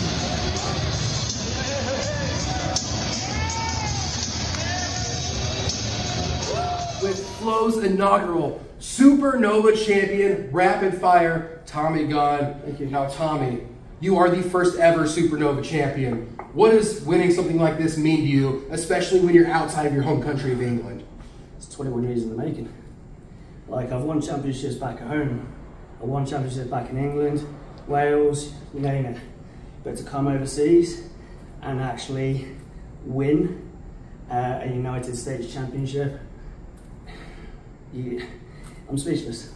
Honestly, I'm speechless. Like I said, it's 21 years in the making for me.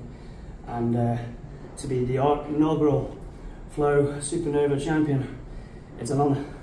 So not only are you the first ever Supernova champion, now that you've won a title in the United States, that officially makes you a world title holder. You've held titles across multiple countries and now multiple continents. So on behalf of Flow, I just want to say congratulations to you, Tommy. Appreciate it, man. And one last thing for everyone out there. Everyone that's affiliated with Flow, whether it's Lucha Mania, to Mexico,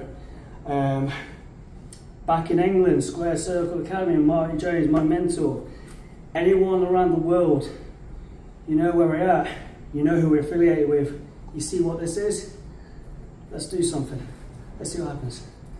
My mission, should I choose to accept, is to take this and take it around those affiliations and take it even further. That's my own mission. So I appreciate the time, man. Thank you, Tommy. Appreciate it.